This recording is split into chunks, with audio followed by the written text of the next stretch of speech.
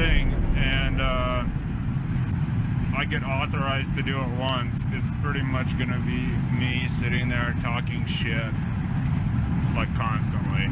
Good evening, boys and girls. This is Tim Kennedy. I'm a Special Forces sniper, a Ranger qualified Green Beret, a UFC fighter. Please listen to us and the shenanigans that we're going to say. We will insult you. There will be racial slurs. We will be sexist. We will offend you. But there will be magic, and a unicorn will be raped. So enjoy the show. Thank you for listening on WTF Nation Radio. Let's roll.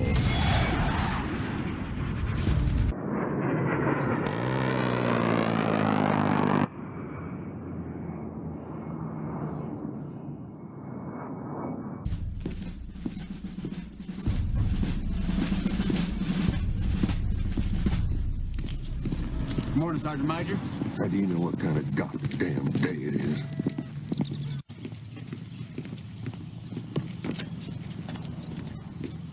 Beautiful morning, Sergeant Major. Are you a fucking weatherman now? You're listening to Sergeant's Time on WTF Nation Radio.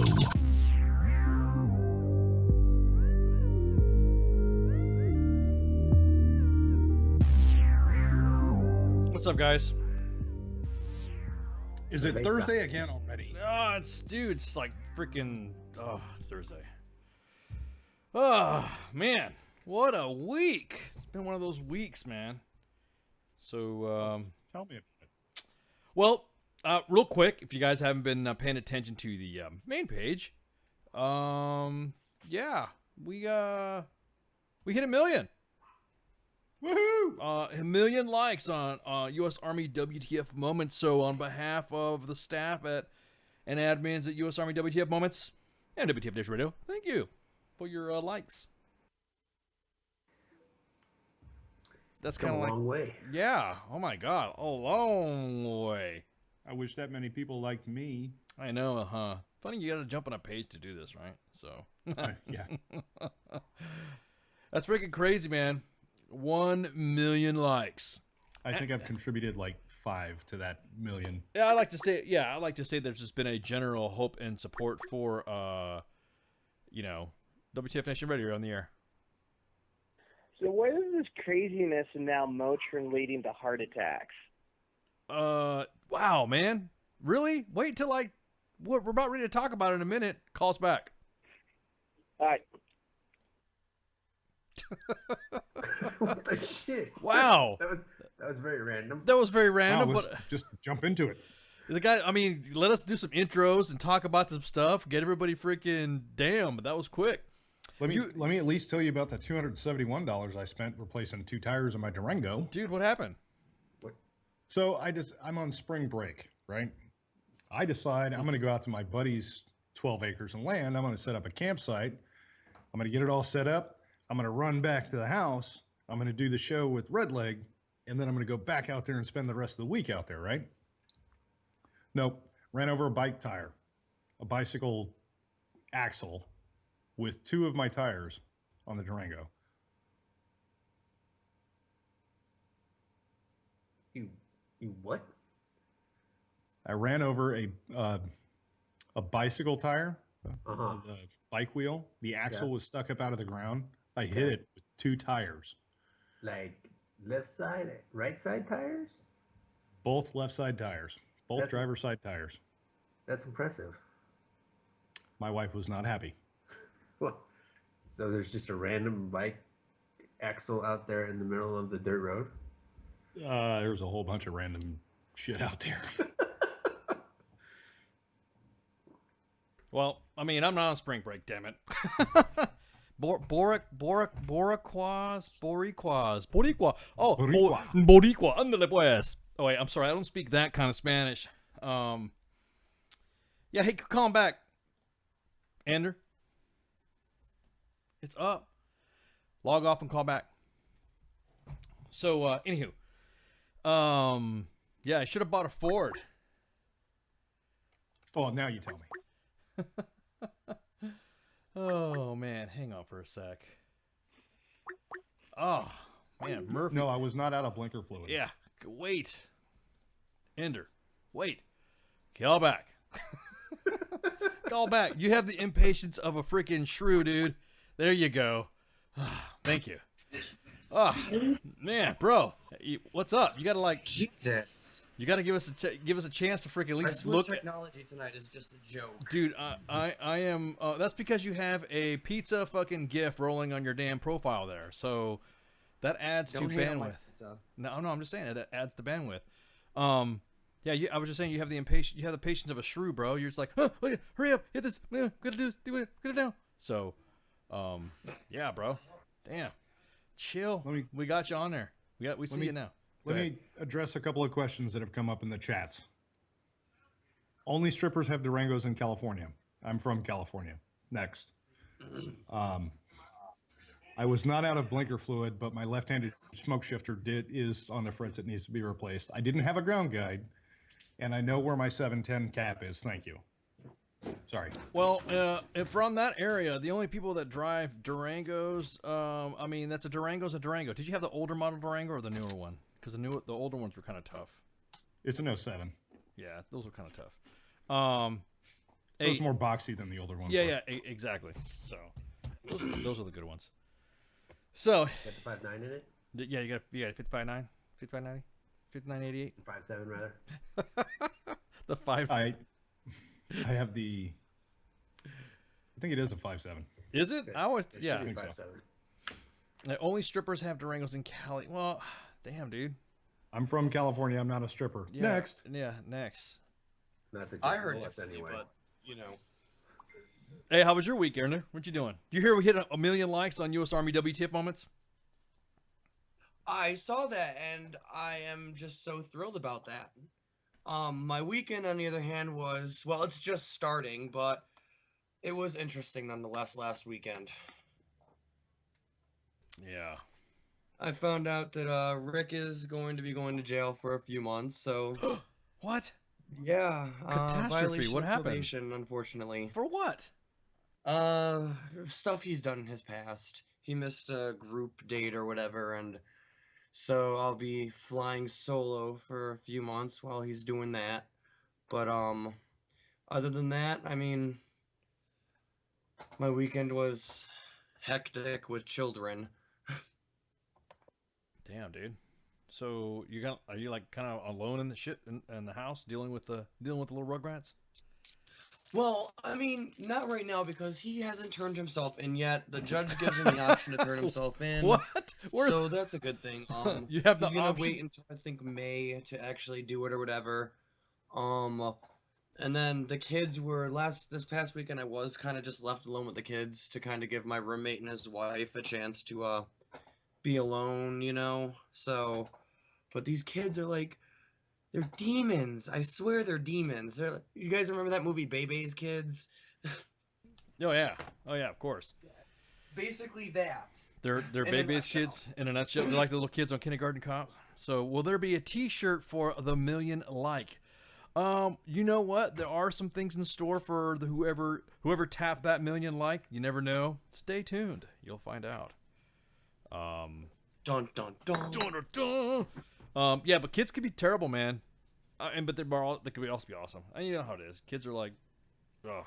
Dude, it's like a crapshoot. It is. One minute they're good, the next it's like the apocalypse. Yeah, exactly. So. Well, so it's just like Joe's. I mean, come on. I was about to say they're just like troops. So Joe's are like that basically too. what you're saying is it's just like the new soldier you get fresh from AIT that marries the hooker, beats her, and then buys a Durango because she's a whore. It's pretty close when you freaking. Whoa. You practically have to change their fucking diapers. I'm from California. What are you stationed in Irwin? Oh man. Well, that came back at me quick. I was didn't about it? to say, bro, he's just slinging that hate on you. Have you forgotten how savage I actually am? Oh, you're pretty savage, but I'll give Eder this. He can probably drive a stick. We're 10 minutes into the show and shots have already been fired. I was Good about to Lord. say, man, we're waiting to wait for I'm the feeling very uppity today. Oh man. I hope that wasn't a pun. Yeah, I didn't know how to say that. Oh, see, yeah.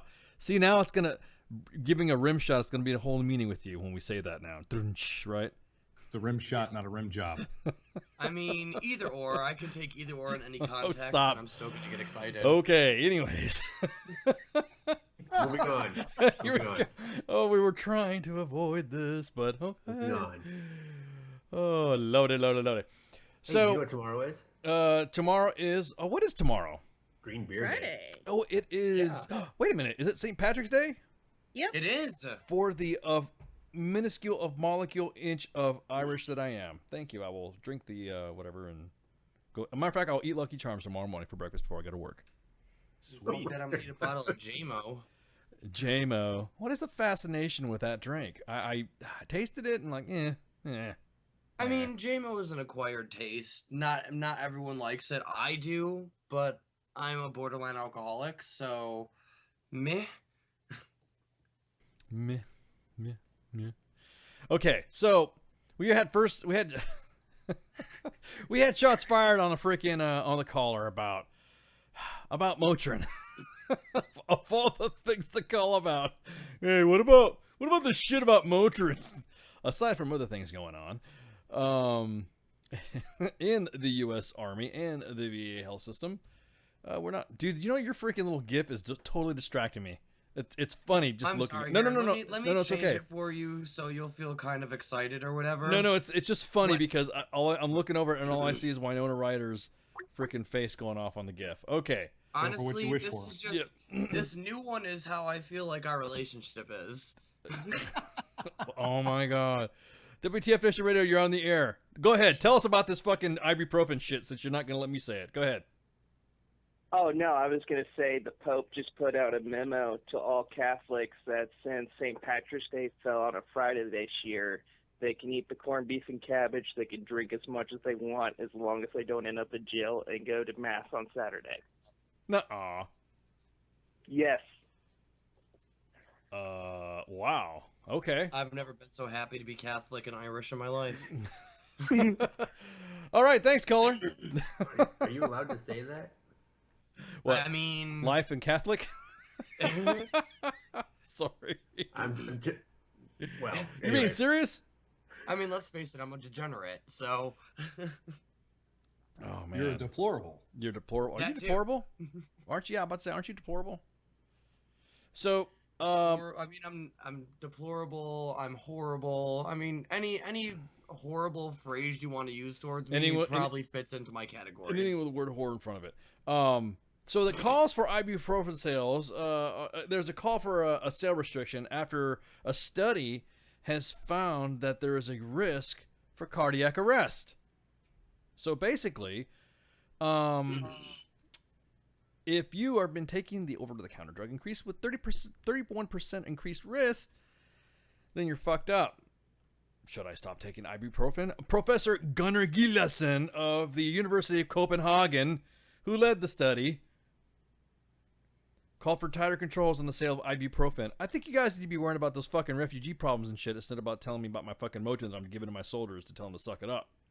How are the medics going to react to this? That's like their 1-2 go-to drug. Medic sales will probably go down. Medic use will go down as well.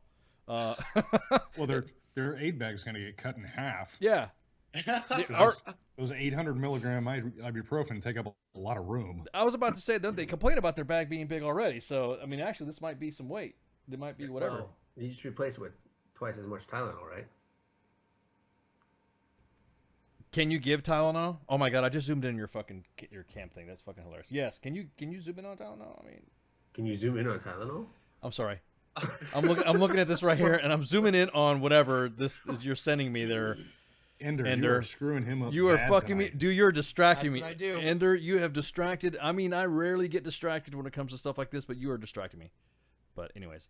You know, I wish my taco gif would work. It's basically just a taco walking around, and then it falls over, and all its innards fall out, and it scoops itself back up inside itself and continues to walk again. Because we all need tacos in our lives. So the researchers have speculated that the results could be explained on the effects of drugs on the cardiovascular system, and it could influence a platelet aggregation in the formation of blood clots. No way. They may cause taken like 800 milligram ibuprofen in one sitting, and I'm still here. So I think we've been everybody in the U.S. military has been given ibuprofen for something, And I was given ibuprofen for my wisdom teeth being removed, for Christ's sakes. That's what I'm saying. It's placebo. It's placebo. They probably tell But people who are we dilute it with fiending. caffeine. Yeah, they're probably people who are fiending. People who are fiending off their freaking whatever. The next thing you know, they're going to be like, oh my god, they're going to freaking give you freaking ibuprofen and but it's actually not. It's actually like it's a heavy narcotic. Nom nom nom nom. You start eating them up, and they're like, ha ha ha, in the back. We give him ibuprofen. He thinks it's real shit. So, but yeah. So apparently, it's causing some fucking serious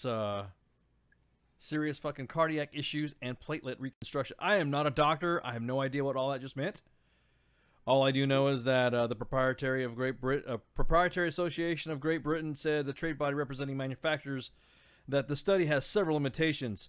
John Smith, its chief executive, information about this daily dosage is based on estimates rather than accurate data. What is this? Hold on, is this the Motrin thing? Yeah. What's up, guys? What's up, man? Just jumped on. I am a doctor. Of course. Some countries. I was about to say.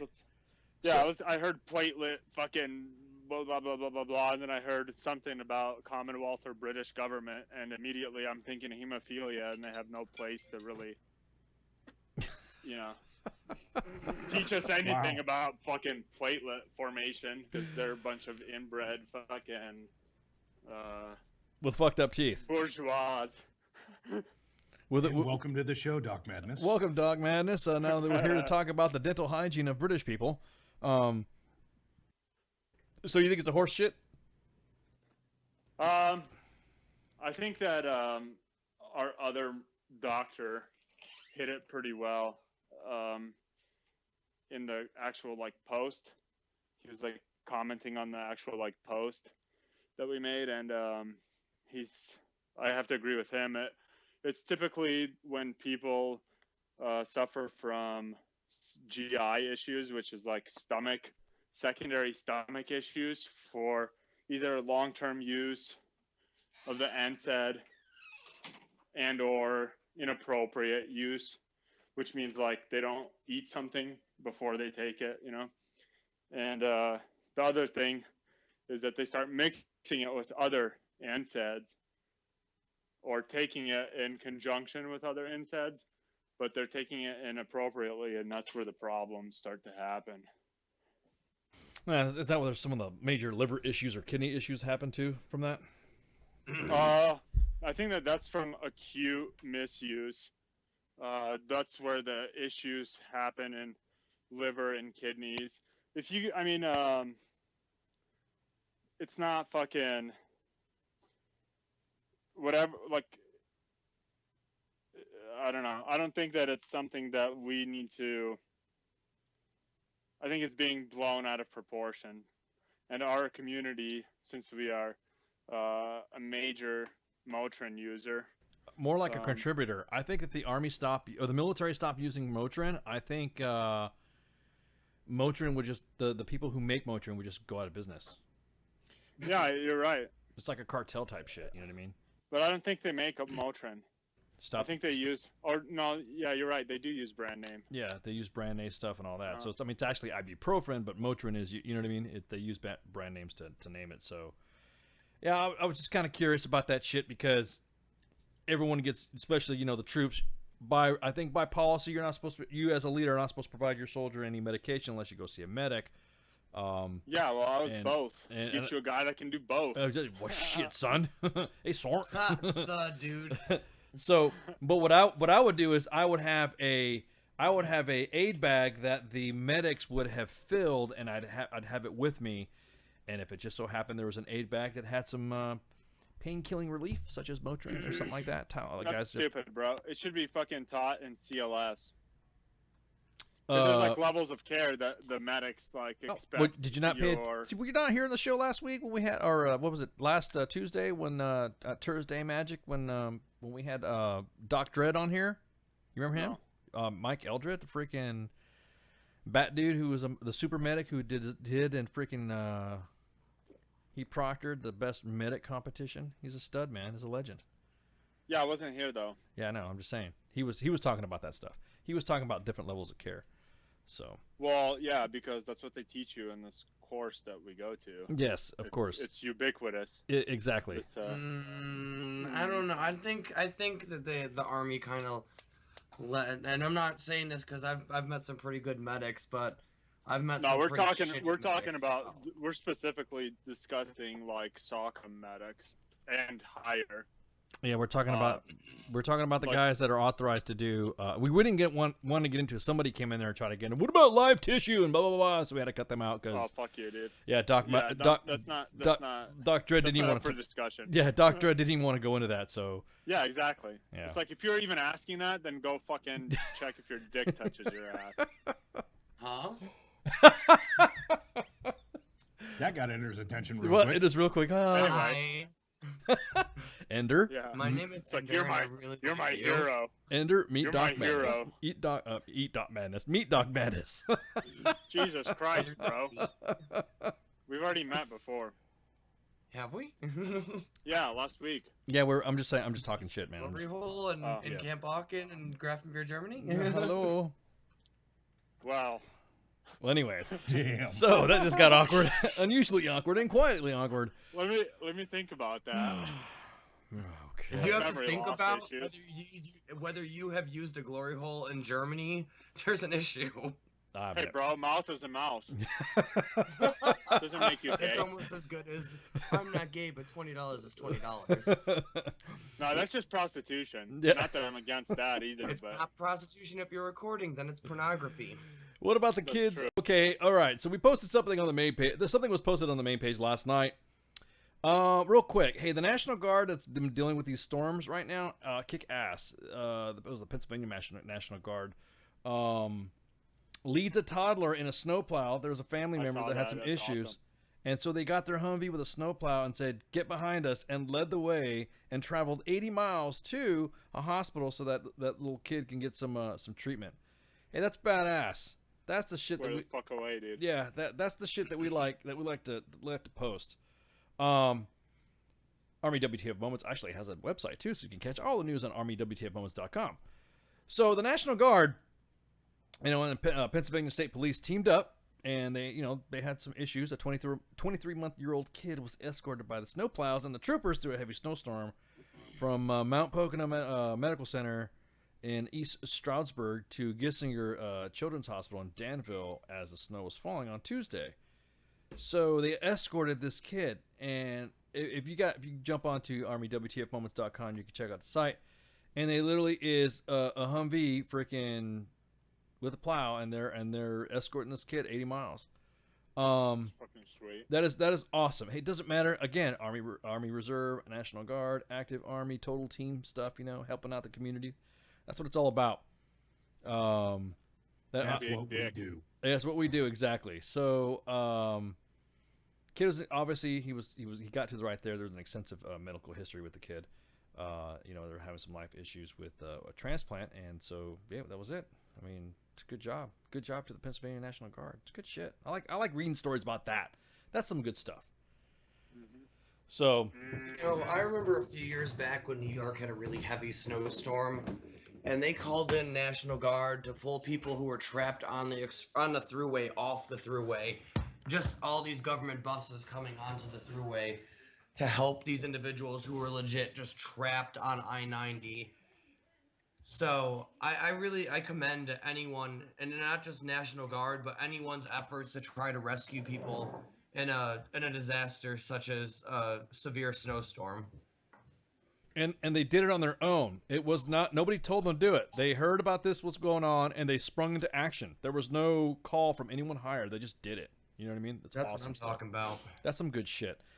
Go ahead. Never mind. No, Never you're mind. good. No, the other story that has to do something like this was something that was in the inbox, and there was a 2-vehicle convoy from the 10th Combat Aviation Brigade, and they're outside Highway 26, which is the road separating the main post from the airfield. The vehicle that the soldiers were following broke down, and the Joes went and stopped, and hey, you need some help? Yep, pull me out. So the NCO was being assisted by the Joes in a good truck. Meanwhile, as soon as they pulled him off the road, the NCO and a specialist said, "All right, now you here, watch my truck, and I'll go get some help," and leaves the soldiers there on the side of the road. So about 3 hours later, actually, during that time, I should say, during that time, the NCOs drove by the soldiers stuck on the side of the road, actually left on the side of the road, in a POV saying, hey, we got help coming. All right, deuces, see ya. And so the wrecker shows up. I turned over to you last night? Yeah, that's why you turned it over to me last night. So we got this glory hole in fucking Germany we heard about. Yeah, no, not that one. Wrong story. And so then the wrecker shows up and says, hey, we don't have enough fuel. Do you have a fucking fuel key? So now the vehicle has to go back to get a fucking fuel key. Well, the vehicle didn't have enough fuel to get out, and so the soldiers now, about 3 hours out, are sitting there waiting. Was that like 17 degrees or something like that? Temperature starting to drop. Yes. What are you talking about? Tuesday or Wednesday? Last night. Last night it was 16 degrees out. Yeah, 16 degrees out. Oh, it's chilly. That's kind of nipply. But I do remember the post being closed Thursday, right? Wednesday, all Wednesday the post was closed. The post closed down half day on Tuesday at 1400, and then closed down all day yesterday. Okay, so they were operational today. They were okay. So the soldiers were obviously out and were on a closed post. You know, when there's no weather, when there's a bad weather call, then that means, or I should say, a weather call. On an installation, it is, I think, 2 levels up in some organizations for a dispatch or risk assessment to be signed to roll a vehicle out of the motor pool. Now, the best... Unless you're Navy SEAL. They're like, fuck it, we'll do it live. We'll just do it live. We'll just do it. We'll just push... But only if you have a Trump flag on your Humvee. And only if... they'll get in trouble for it. Bin Laden. If it's Bin Laden's birthday. Exactly.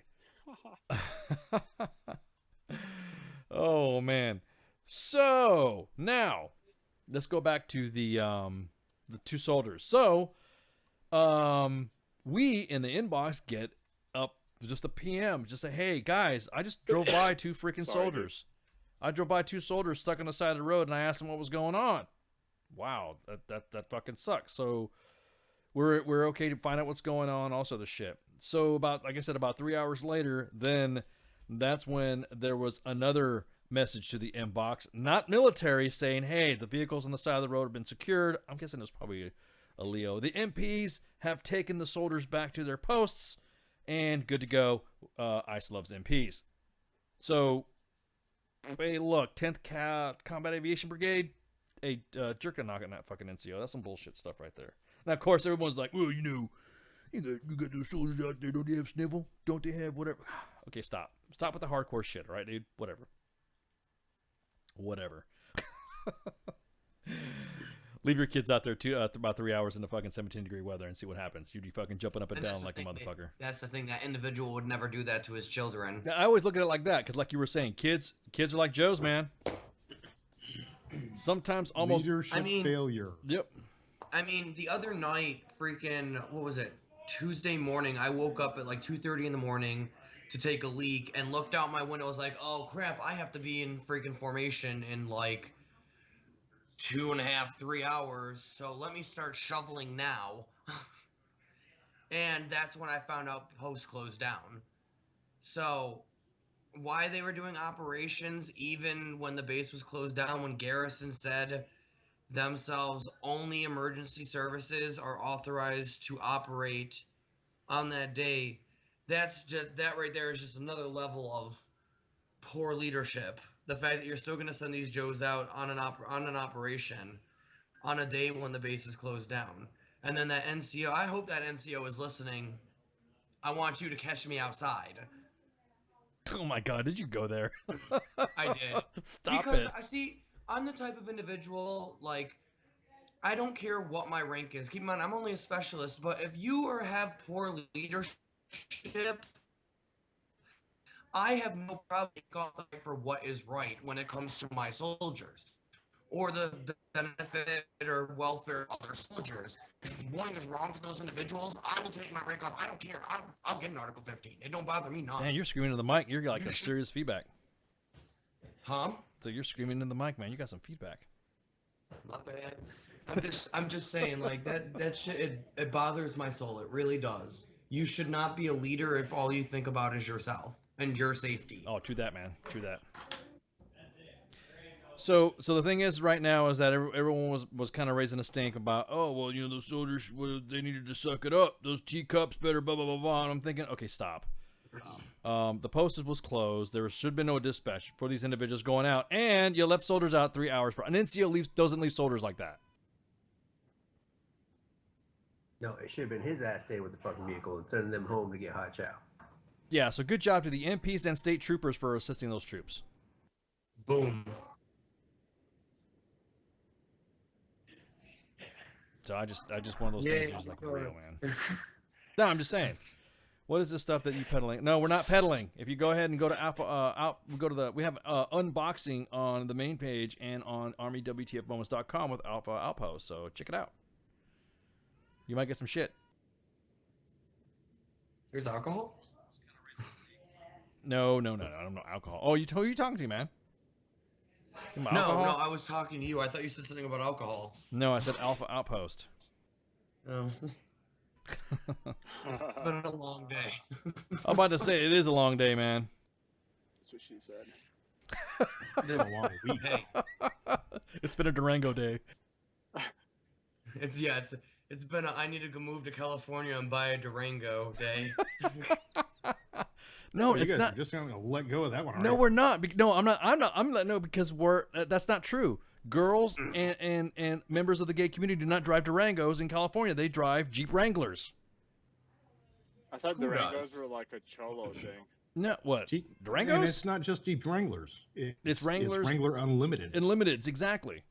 And they're the ones that got the jacked up tires and they're mudded up and everything.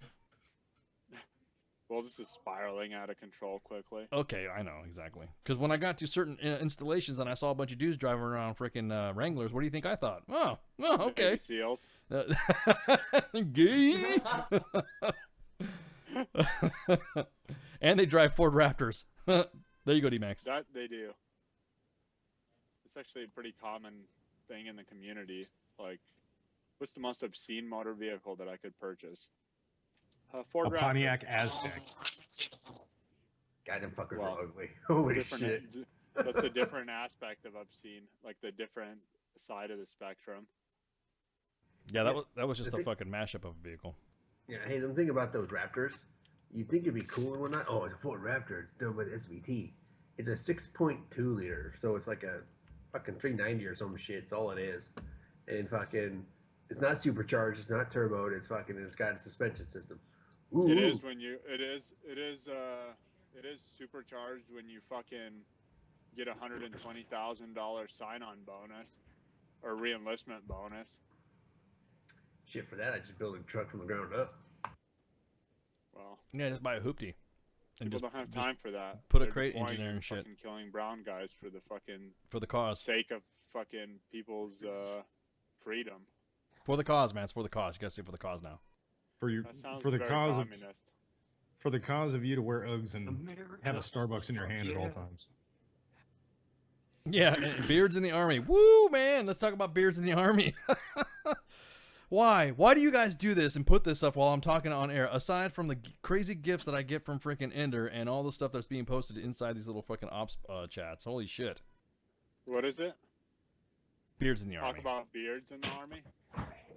Man hair. Go to election, and you will realize that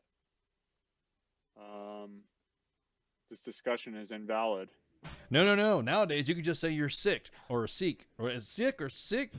What's the proper pronunciation of the religion? Sikh. There you go. So you just gotta say you're Sikh. Okay. Well, I'm not brown enough to do that. You can say you're Sikh. Does it have to be a race thing, or does it have to be a religion thing? Whatever, bro. If you're fucking, probably a race thing. If you're doing that shit instead of fucking, that's like misusing time that could be spent improving your combat readiness. I find it distasteful. So you're trying. Well, I mean, obviously it's a religion. Like, you want a beard? You could also go to selection and not be a fucking pussy about it. Be whatever. You don't. But there are other militaries that have beards just fine, and that's it. They just have. I self-identify as a special operations Sikh, so I get a double beard. That's right. Well, does your dick touch your ass? A beard upon beard. That should be the question. They ask. That should be like the qualifying characteristics for growing a beard in uniform. I now identify as a Ford Raptor. Oh my god. Yeah, dude. I think it's fucking, as far as Big and like getting disappointing. back on topic with the whole beard situation. Mute your mic, Ender. Like legitimately, if you're My a Sikh, bad. that's cool. Whatever. There's always gonna be some douchebags that fucking try to get over. You know, my religion is whatever. Fucking, I gotta pray to the moon and grow a beard. All right, go fuck yourself. Like, I have a profile that allows me to grow a beard of any length or any length of time. It's called a DD214. Oh, I thought you were gonna talk about like the legit shaving profiles. Oh, dude. I'd have been Yeah, like, dude, Oh no! fucking- Everybody that I've ever seen that had a legit shaving profile abused the hell out of it. yeah, dude. yeah. It's not supposed to be like where you fucking go and become a fucking Santa Claus. You're supposed to keep Right. it trimmed down to where Trimmed down it's- an eighth of an inch and not shaped and Yeah. not. Yeah, dude. Whatever. You know, I've Uh, never seen a white person with a shaving profile. I had one for a period of time when,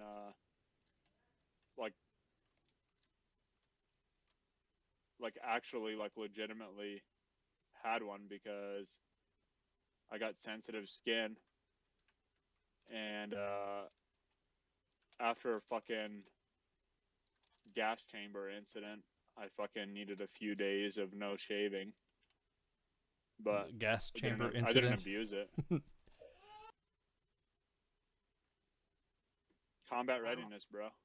I would Gas personally chamber. love to have a shaving profile just because, like, I like you said, I have sensitive skin as well. So like, some mornings it's just like even using shaving cream and the hottest water I could possibly find, it doesn't help with, you know, the bumps that occur and the sensitive and all that BS.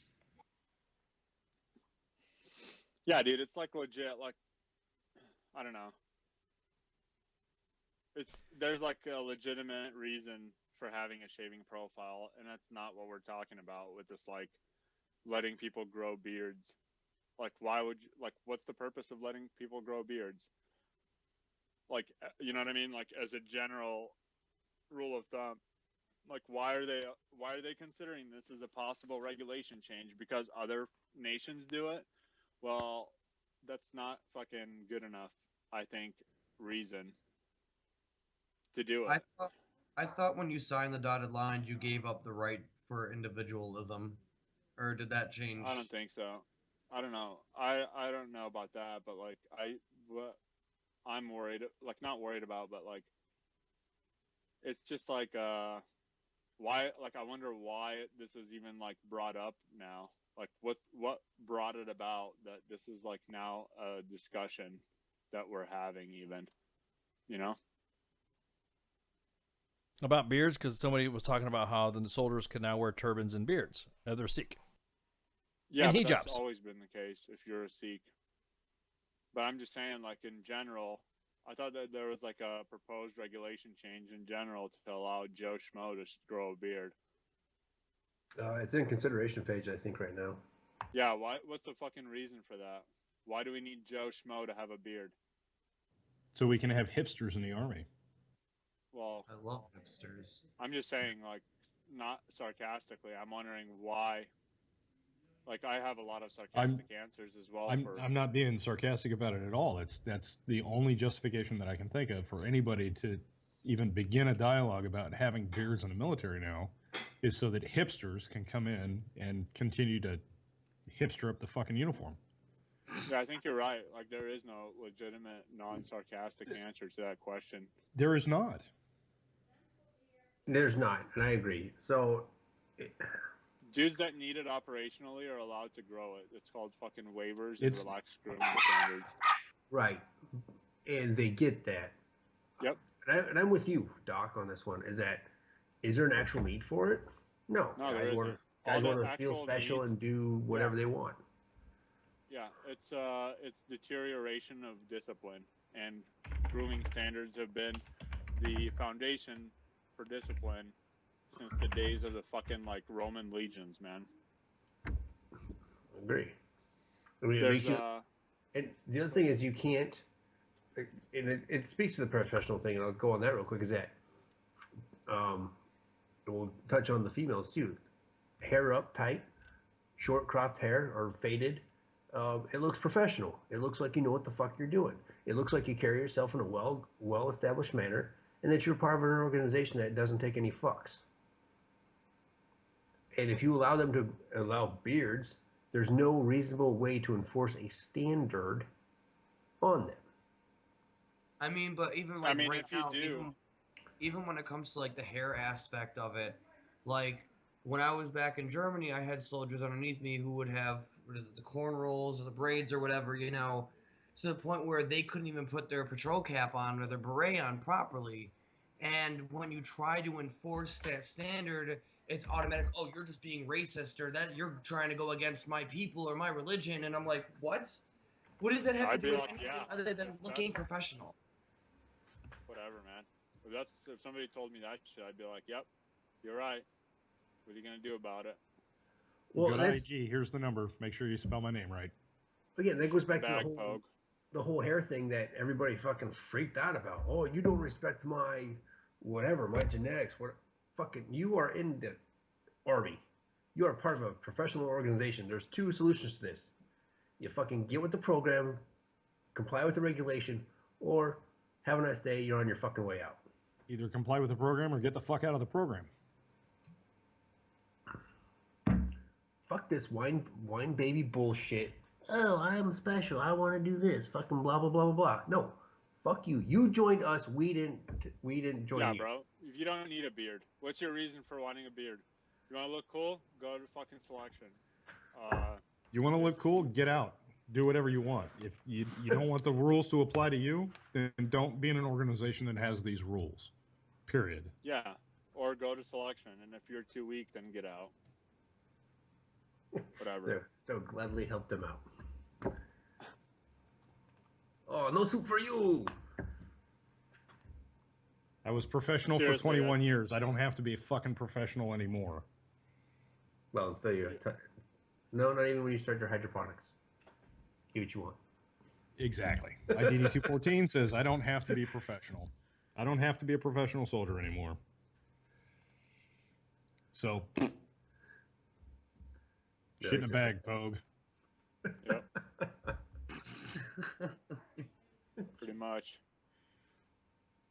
Yeah, I think it's fucking stupid. This shouldn't, like, whoever even brought up the idea, SecDef needs to fucking, like, hunt that person down and fucking remove their ass. Yes. Yeah, no, I think it was one of those open box things that got all the way up to Sergeant Major in the Army, and he's the one that kicked it down to a consider it, however they do it. It's being considered by the powers that be at HQDA on what we think for that to be necessary. Yeah, I think it's disappointing. I really like him. I would think that he would be more reasonable. I didn't say he was going to agree to it. I think he is having it looked at. But why?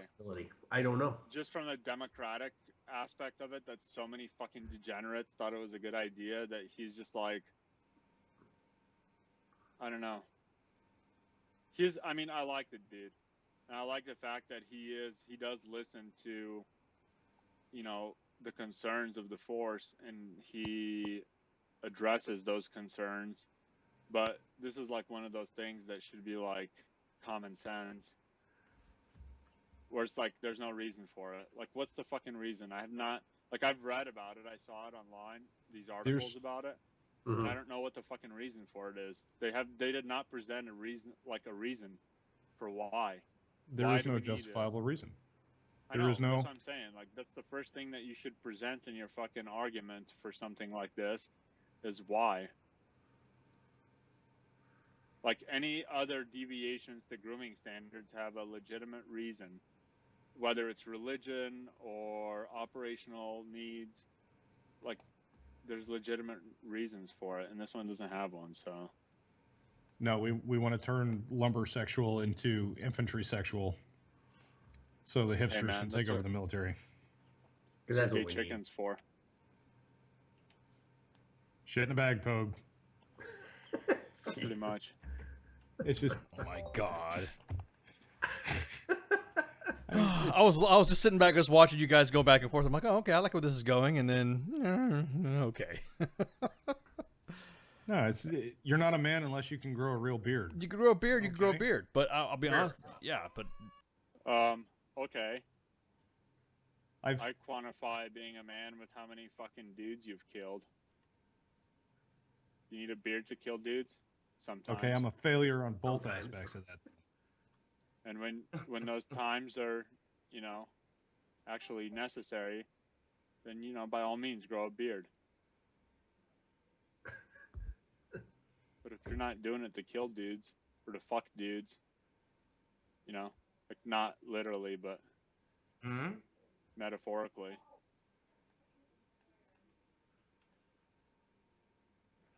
I don't know. All right, let's go on. I think it's a fucking dead Yeah. horse, bro. Moving on. Moving on. Moving on. Moving on. Top, what do we got next? He's busy. Is he? Mm-hmm. Mm-hmm. Must be. All right.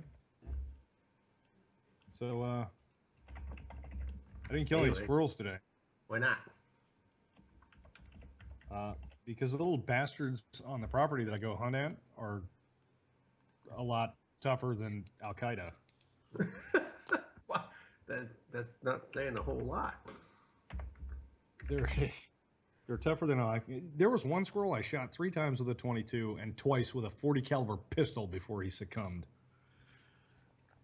And this is a squirrel. Coming squirrels, huh? This conversation is taking a turn for the It has. morbid. Communist squirrels. Communist squirrels. Yeah. Well, I know, we understand you're used to using a bigger gun to hit a smaller target and all. Yeah, I missed my tank. On the way, boom. I don't know what it was, but Like it's gone 300 now. Win Mag. What are you doing? Gonna go hunt some squirrels? All right, bro. Load can. 120 millimeter shotgun round. Oh, those are so fucking badass. We need to use more of those. 1198 3/4 inch steel bearings. My mom would run them over with the school bus. She says they pop like when you run them over. Like frogs. Yeah, like frogs, they pop. Because you know how I guess the older school buses where they had the engine sitting right next to the driver. Well, with newer school buses, they're kind of like city buses where the engine is all the way in the back of the bus. And I guess she's like never realized what happened when he ran over a squirrel because she wasn't going to go off the road to save a fucking squirrel's life when she's got a busload of kids. And I guess since they're moving the Decision. engine, The ethical decision. yeah, to keep your job. They put the engine in the back, and she's like, "Oh my god, you can hear everything." And she's like, "And then when you run over squirrels, they pop." I was like, "Oh, okay, mom." It takes quite a bit of talent to hit a squirrel with a bus. I mean, Right. she didn't aim for them or anything. They just end up underneath their fucking tire. So Just like the one I killed with my bicycle. there you go. I swear he ran right into the spokes of my front wheel, and that was the end of him. I mean, she's hit Bambi too. Yeah, Bambi is put a couple With of the dents in the busload Durango. of kids. Oh god. Oh my god. That'd have been terrible. And we're not talking like high school kids. We're talking elementary school kids. No, these are Nice. Bambi loving kids. Yeah, like they didn't. I mean, yeah, Don't know half of any them better prob- yet. eight Still Bambi. believe in Santa Claus and shit. Yeah, so they're just like all crying, "You hit Bambi." Fucking. Oh lordy. So I mean, I don't know if they went and saw counselors at school that day, but You know, probably she did. New generation of fucking participation trophy recipients.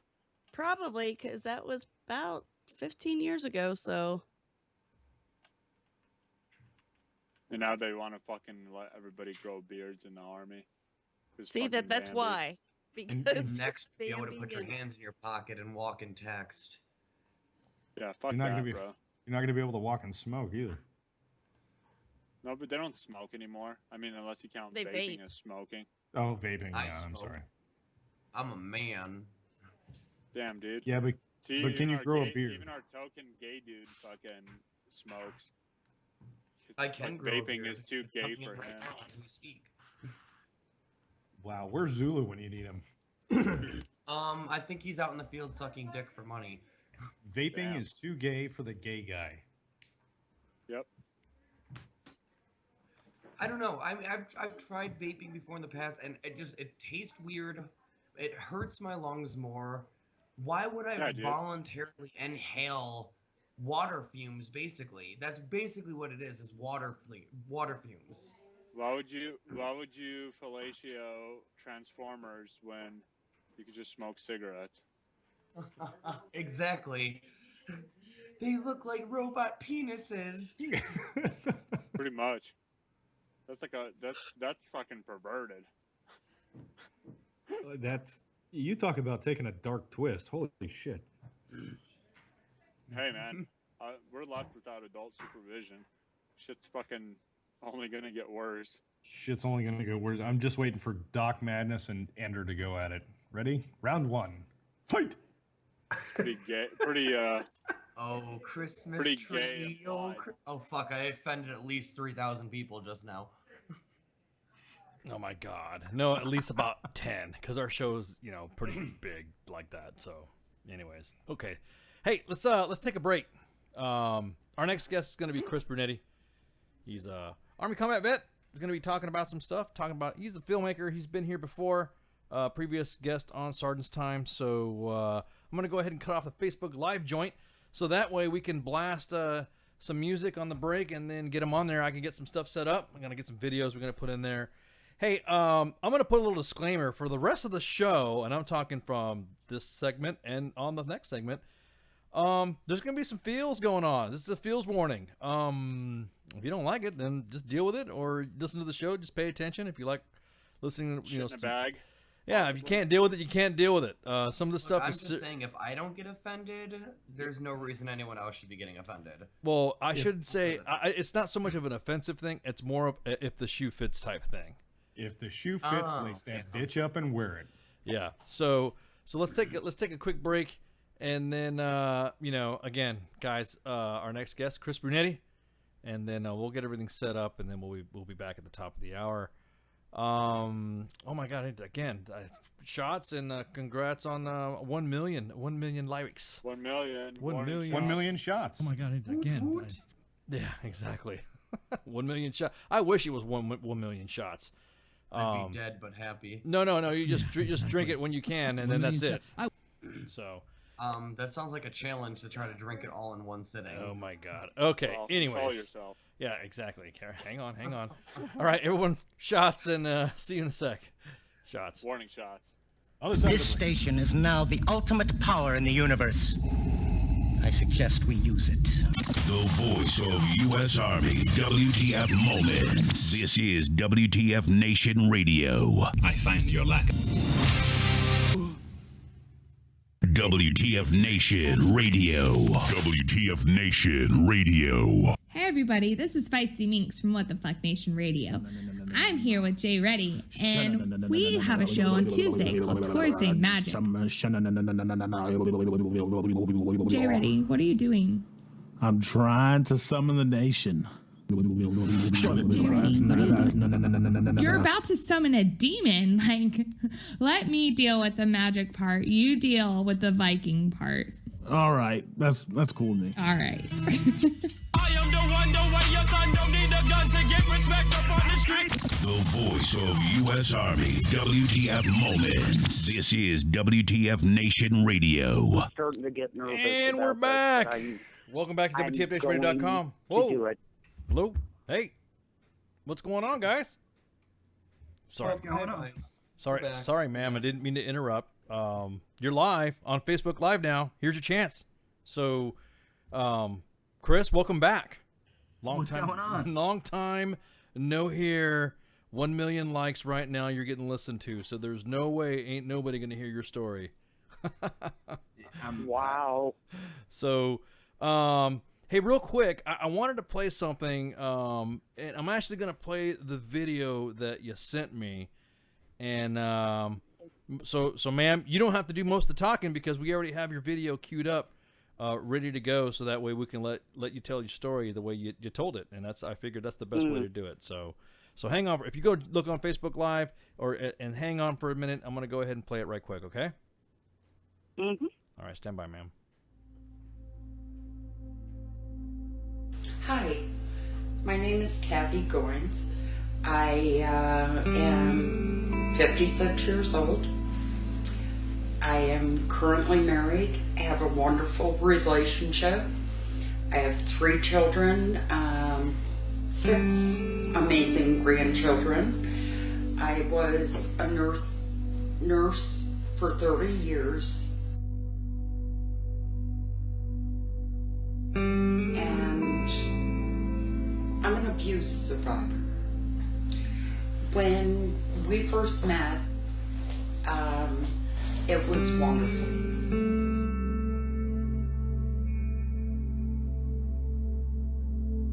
For a while, things went really well. There were signs. He started buying me the clothes he thought I should wear. Little things like, maybe you shouldn't associate with that person anymore. They're not so good for you. And you think they're being your protector. And then things just begin to escalate, and slowly you start noticing the bad days far outweigh the good ones. You get in arguments because even though you both work the same job, you come home 15 minutes late and he wants to know where you've been.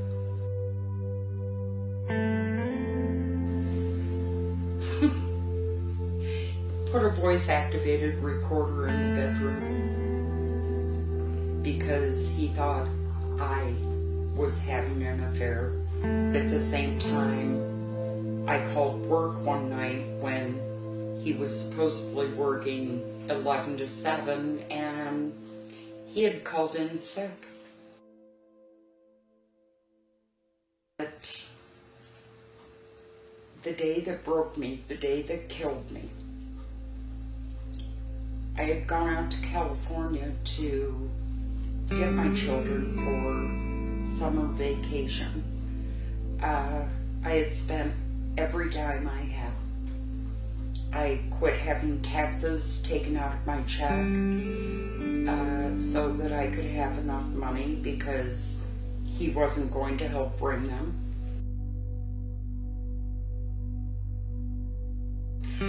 I was going out to surprise him by train and bring them back on the train. I thought it would be a fun ride. We get back and he accused me of doing terrible, terrible things on the train in front of my children. We got in an argument. I threatened to leave, and right there in front of my kids, he threw me down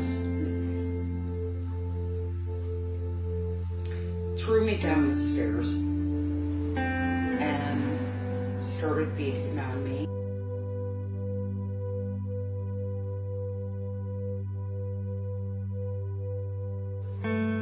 My kids are what got me through that. My kids are what got me out of the house because they didn't deserve to see that. I didn't want them to see that. I didn't want them to see that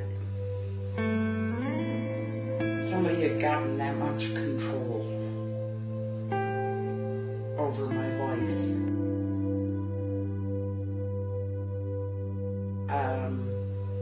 He changed me into a person I didn't want to be. He changed me into a person I didn't like. And when he did that to me in front of my children, it gave me the strength to be able to walk away.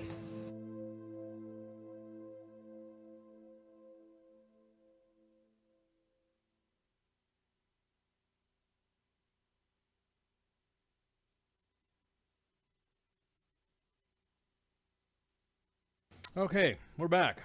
So, you guys on the website, you didn't get to hear it. Sorry about that. But if you were on YouTube streaming live on the TuneIn app and all that, you'd been able to hear it. And then that's what we're playing. So, Chris, ma'am, Chris is your son. Yeah. Yes. Yeah. Wow, Chris, I did not know. And ma'am, you're also a military vet as well. You were in the Navy, correct? Yes. What did you do in the Navy? In 1978. Oh, wow. Wow, you were in the Navy in 1978. Woo, man. So what'd you do in the Navy? I was a personnelman. A personnelman. Whoa, hang on. You weren't a personnel clerk, just a personnelman? I mean, that's what I'm talking about. So they used that phrase for you back in the day, too? Handed out recruits for set of orders. Oh, wow. That's what I'm talking about. Okay.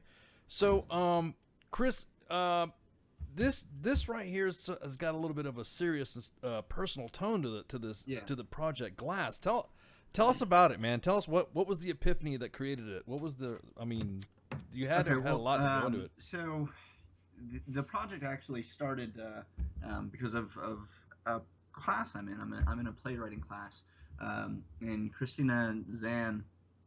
I always get her last name wrong. It rhymes with sand, and I pronounce it wrong. So she's probably laughing and pissed off because I pronounced her name wrong. But she wrote the original script, and it's just a straightforward 10-minute stage play about a woman trapped in an abusive relationship. But it touched a chord in me given my past, and I approached her about turning it into a film. And so I'm turning it into a narrative film, about this woman trapped in this situation, because of my personal experience with it and because of what I saw my mom go through. But as I said on the Indiegogo campaign, we're doing more than making a movie. So I reached out to local nonprofits in the area. One of them is the Care House, which is a child advocacy program which deals with children who've been victims of domestic violence, among other things.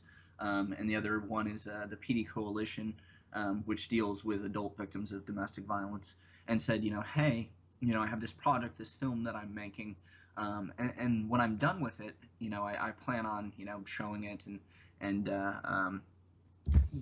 having a premiere and all this, but I don't want to make money off of it. I want to use it as a tool to raise awareness about this issue, and if I can help you, raise awareness about what you do and how you help people, and raise, hopefully help you guys raise donations, because there are people who live and work in this community who try and affect change about this very issue, in a way that I never could.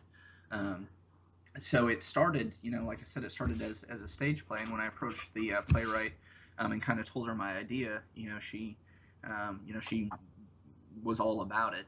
So I've been kind of showing her how you go through the process of turning something script into a full film. But in addition to doing that, I've been talking to adult survivors of domestic violence. I've been doing outreach with local nonprofits who deal with this very issue. And our hope is once we have the completed project, that, first we'll do a premiere here in Florence, and use that to help raise funds for these local nonprofits. We've been approached by the college that I go to, Francis Marion. April 4th, we're doing an event called the Wake Up, which is to raise awareness about social issues, and they're covering the topic of domestic violence. And my mom's, her testimony, for lack of a better word, I suppose, is going to be shown, and we're bringing the care house with us so they can talk about what they do. And so people who, want to volunteer can volunteer. People who, say, hey, I want to become a counselor, and this is a group I can work with, can become counselors. People who want to donate can donate. I'm a TV and film guy. I'm good at that, and that's how I try and affect change. So when I looked at this project and said, this is something personal to me, how can I use this as a vehicle to promote change in something personal that has affected me and has affected my mom and my entire family?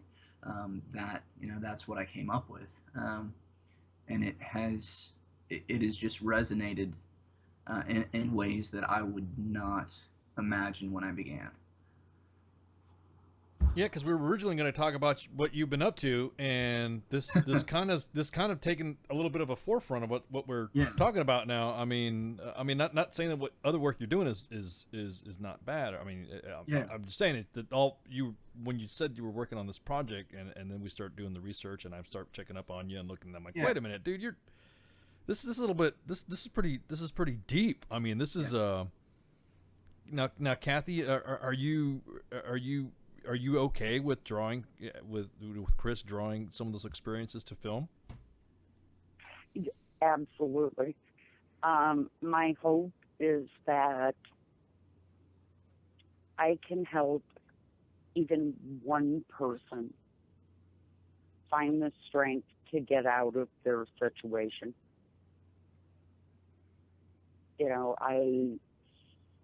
When he does a project, he goes into it 110%, and I fully support what he's doing. Now, so far you said it's already the script portion is done. Are you guys filming yet? Are you going to start filming? Or we actually have my team is downstairs, and they're prepping all the equipment. We have our actors are coming in tomorrow. We have a counselor who specializes in treating, these type of issues, are coming to talk, to the scriptwriter, the director, and to the actors, to talk about the reality of this issue, to prep them for the filming. And then we're going to be, rehearsing all the actions, and we're starting filming tomorrow, and then we're filming, the rest of the weekend. So we're in the middle of prep right now. But pretty much since I started this project, I think in mid-February, there hasn't been a single day where I haven't worked on it, from the moment I opened my eyes to whenever I passed out. But yeah, my team's downstairs working on it right now, and they've been calling our editor, who's kind of helping mentor us through parts of it, is in the West Coast, and we've been on the phone with him all day, making sure our equipment's prepped and ready to go. They both asked to remain anonymous because they're some of the hardest working dudes I know. But two of the guys on my team are, both former second bat guys, and just super humble, super down to earth. Anytime I need anything, they're 110%, all the way. And the only thing they ever ask is that they get no recognition for it, which, I mean, to a certain extent kills me, because I hate, guys not getting the acknowledgement that they're due. But that's what they've been doing all day while I've been handling all this. Now, what about you pushing it forward? I mean, I know that, yeah, with you, I mean, this has to strike a heavy chord. I mean, you're basically reliving your childhood and what your mom went through. Yeah. I mean, and it's funny because, as we're talking about it, and I remember, that moment, very vividly. I mean, it's one of those things that's imprinted on you. And the funny thing is, the other moments that are imprinted on me, and that you don't understand until you're looking back in retrospect as a kid is I remember the train ride, going to New York, from California, and I remember how much fun it was and how much fun it was spending time with my mom and how she was just full of life. And we, played these games. My mom owns a video store. In it, there is a video that starts with these initials, and you played guessing games and all this stuff. And so as a kid, I had no idea, like, the emotional turmoil, that my mother was navigating and dealing with. And then to see her go through this, at the hands of a man who claimed to care about her. I remember not feeling helpless. I was fucking pissed. I mean, I excuse my language. I don't know what else to say. I was just pissed off. Yeah. Because I wanted to be there for her. I wanted to do something. How old were you at the time that that this event happened? That's the particular. I must have been like 6 or 7. I was pretty young. And my siblings weren't much older. And I know because I remember, as soon as it happened, I think it was my brother or my sister. One of them ran to get the phone to try and call somebody. It must have been my grandparents because that's where we went to immediately following. My mom left. I mean, and she'll tell you she, as far as I know, she never talked to him ever again. The kind of resolve that she showed there, she saved not just her own life, but she saved our lives. And as a kid, I couldn't do anything to help her. But now as an adult, seeing this, and she says, if I only help one person, and I keep telling her over and over again, I don't think she realizes the impact that she has had. I mean, at this point, on this show, she's impacting millions of people. But before her interview aired, I literally had not had a single donation. And then we made our entire budget within 3 weeks after her interview aired. And I'm getting, personal messages from people saying, this was me. I thought I was the only one. Oh, wow. And I have schools approaching me saying that we want to use your mother's message to teach students that, being treated this way is not okay. And the thing is, my mom, she had the tenacity to say, no, it's not okay, and you're not going to treat me like this. And the funny thing is, and Mom may tell you this story, part of the whole thing is she, I guess, was playing dominoes and backgammon with a guy on the train, and it became this big thing.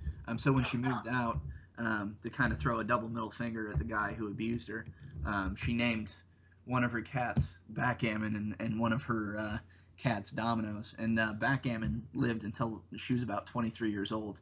She was the coolest cat ever. And so her story is a story of victory. It's a story of a woman who, was in a bad situation, but when push came to shove, she knew who she was. She knew how she was supposed to be treated. And she had the strength to walk away. And she is inspiring other people. She's having the courage again to stand up and relive this and say, you don't have to, be stuck in this cycle. You don't have to be abused. You are worth more than whatever this person is telling you. You don't have to believe that lie. And I don't mean to get on the soapbox, but no, wait, dude. This is gonna be this night is all dedicated to that. Yeah.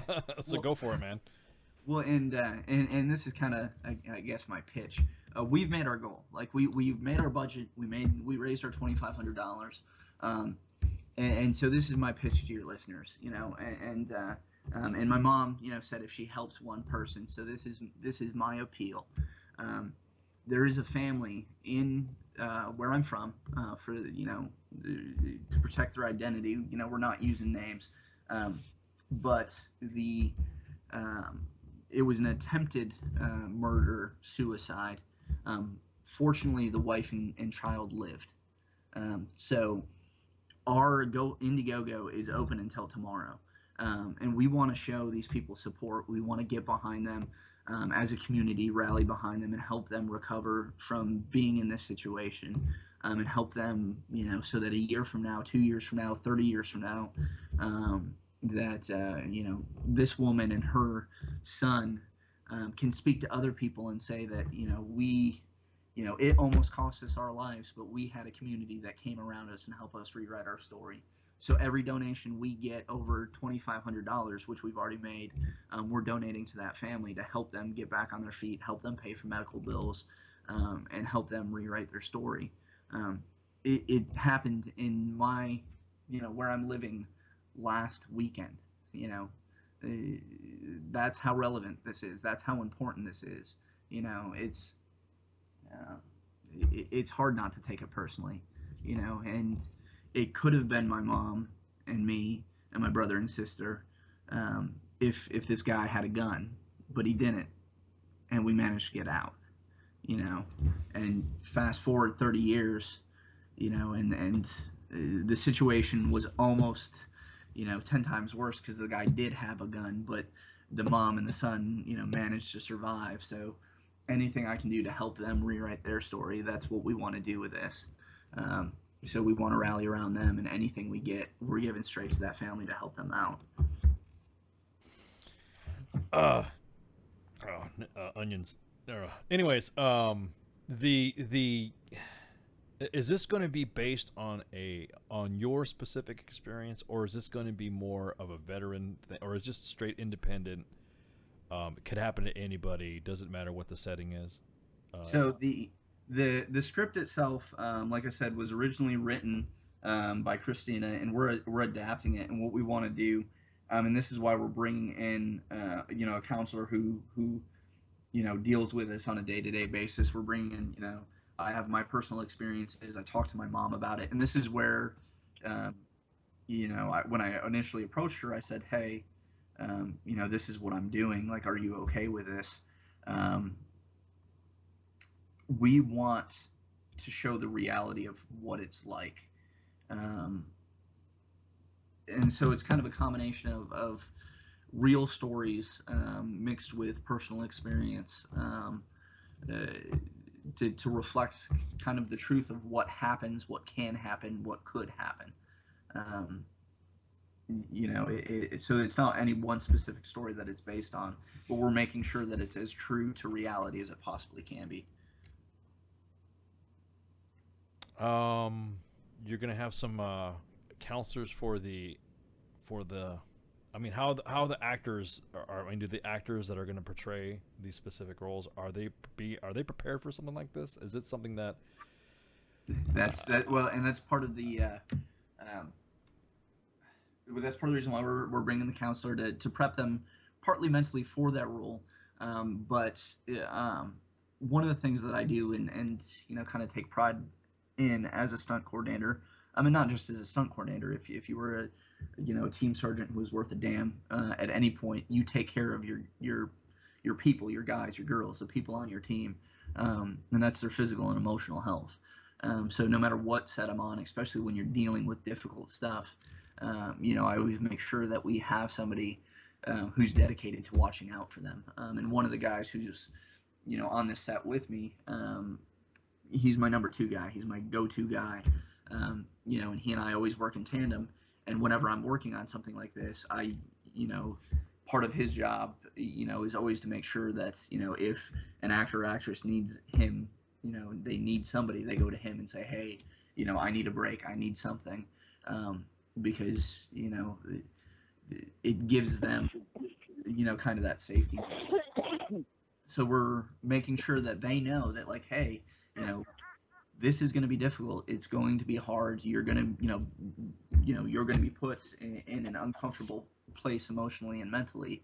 But at the same time, it's a collaborative effort. We're here for you. We have people dedicated to making sure that you're okay through this, because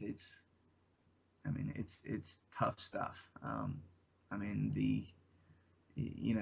Just editing my mom's interview, and honestly, when I recorded the interview, when I edited it, I was just working, I was just working, and then when I hit play for the first time, and it stopped being work and started being reality, I was done. Like I was drained.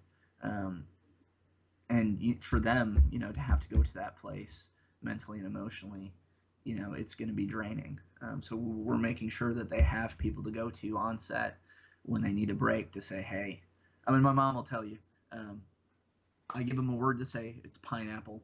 I use pineapple because it's not a word you use in normal conversation. And if you're being serious and you say pineapple, you feel a little ridiculous. It makes you laugh. It breaks the tension. And like, okay, like, it's time to take a break. If you use words like stop or anything like that, then you don't know, well, are they in character? Are they ad-libbing? Yeah. Wow. And I shouldn't do that. I'm sorry, Mom. But my mom was like, pineapple, coconut, some fucking fruit. I don't know what it is. Hey, ma'am, you could, Kathy, you could say whatever you want here, okay? So we don't hold nothing back. So if you want to let it all out and tell us a little bit about where are you from originally? And Chris, I know this is supposed to be your interview, but Mom's here, so I'll shut up. Yeah. Yeah. So where are you from originally? Originally from upstate New York, way upstate, Watertown area. Oh wow. Okay. So what's called? Yeah. Yeah. Gotcha.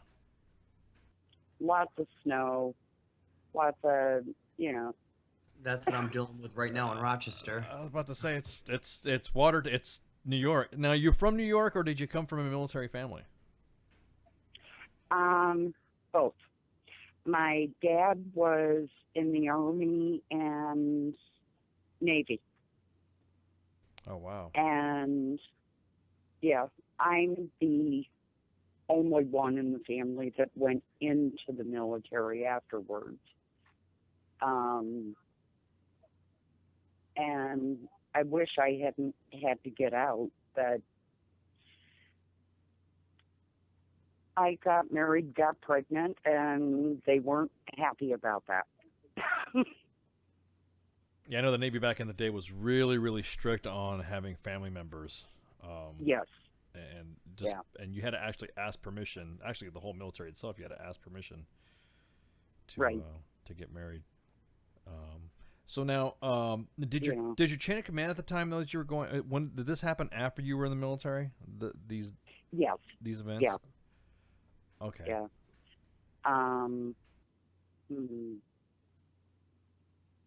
Thinking it was like, well, if Chris was 6, it was probably 1990. Okay. So how long had you served? Sir? How long have you served for in the Navy? What was your time in the Navy? Unfortunately, a year. Okay. Oh, because at that time when you'd gotten pregnant, then that's when they had to kick you out. Yeah. They weren't. They really didn't want pregnant women in the military. Well, it kind of stands today. You know that, right? The the military still hasn't changed. They still kind of frown upon the pregnant women in the Navy. They don't like it anymore. Nothing's changed about the Navy. Yeah. And they still allow them on ships. I'm pregnant. Okay, here's your discharge papers. Was it that fast?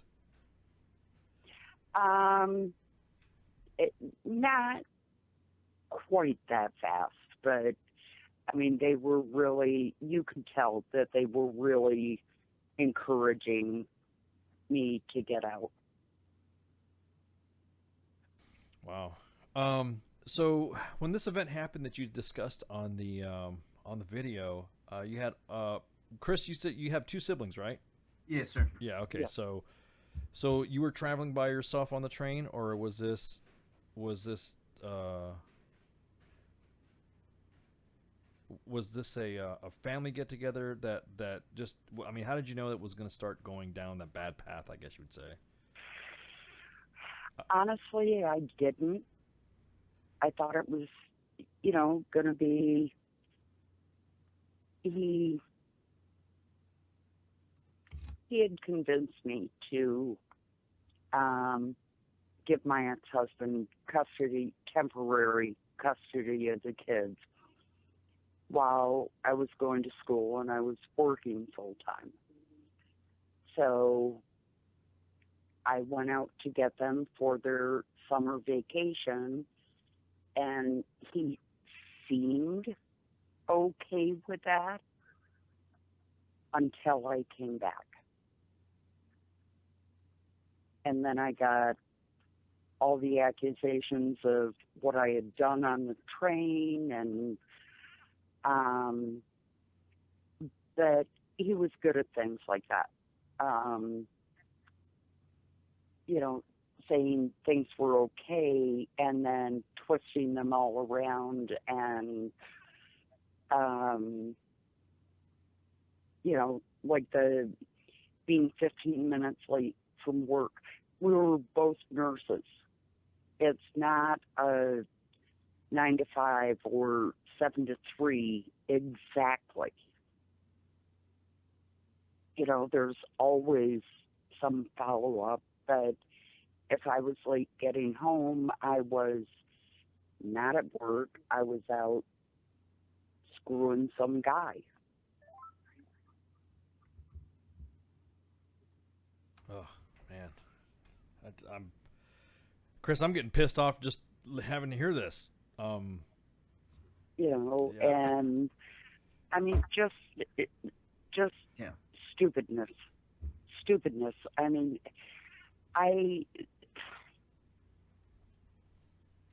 and Chris, I'm so sorry you're hearing this now. He actually got me to the point where I tried to commit suicide. I took a bottle of, what was it? It was just like ibuprofen. It was just a benign medication. But I took an entire bottle of that, and he had gotten me to that point.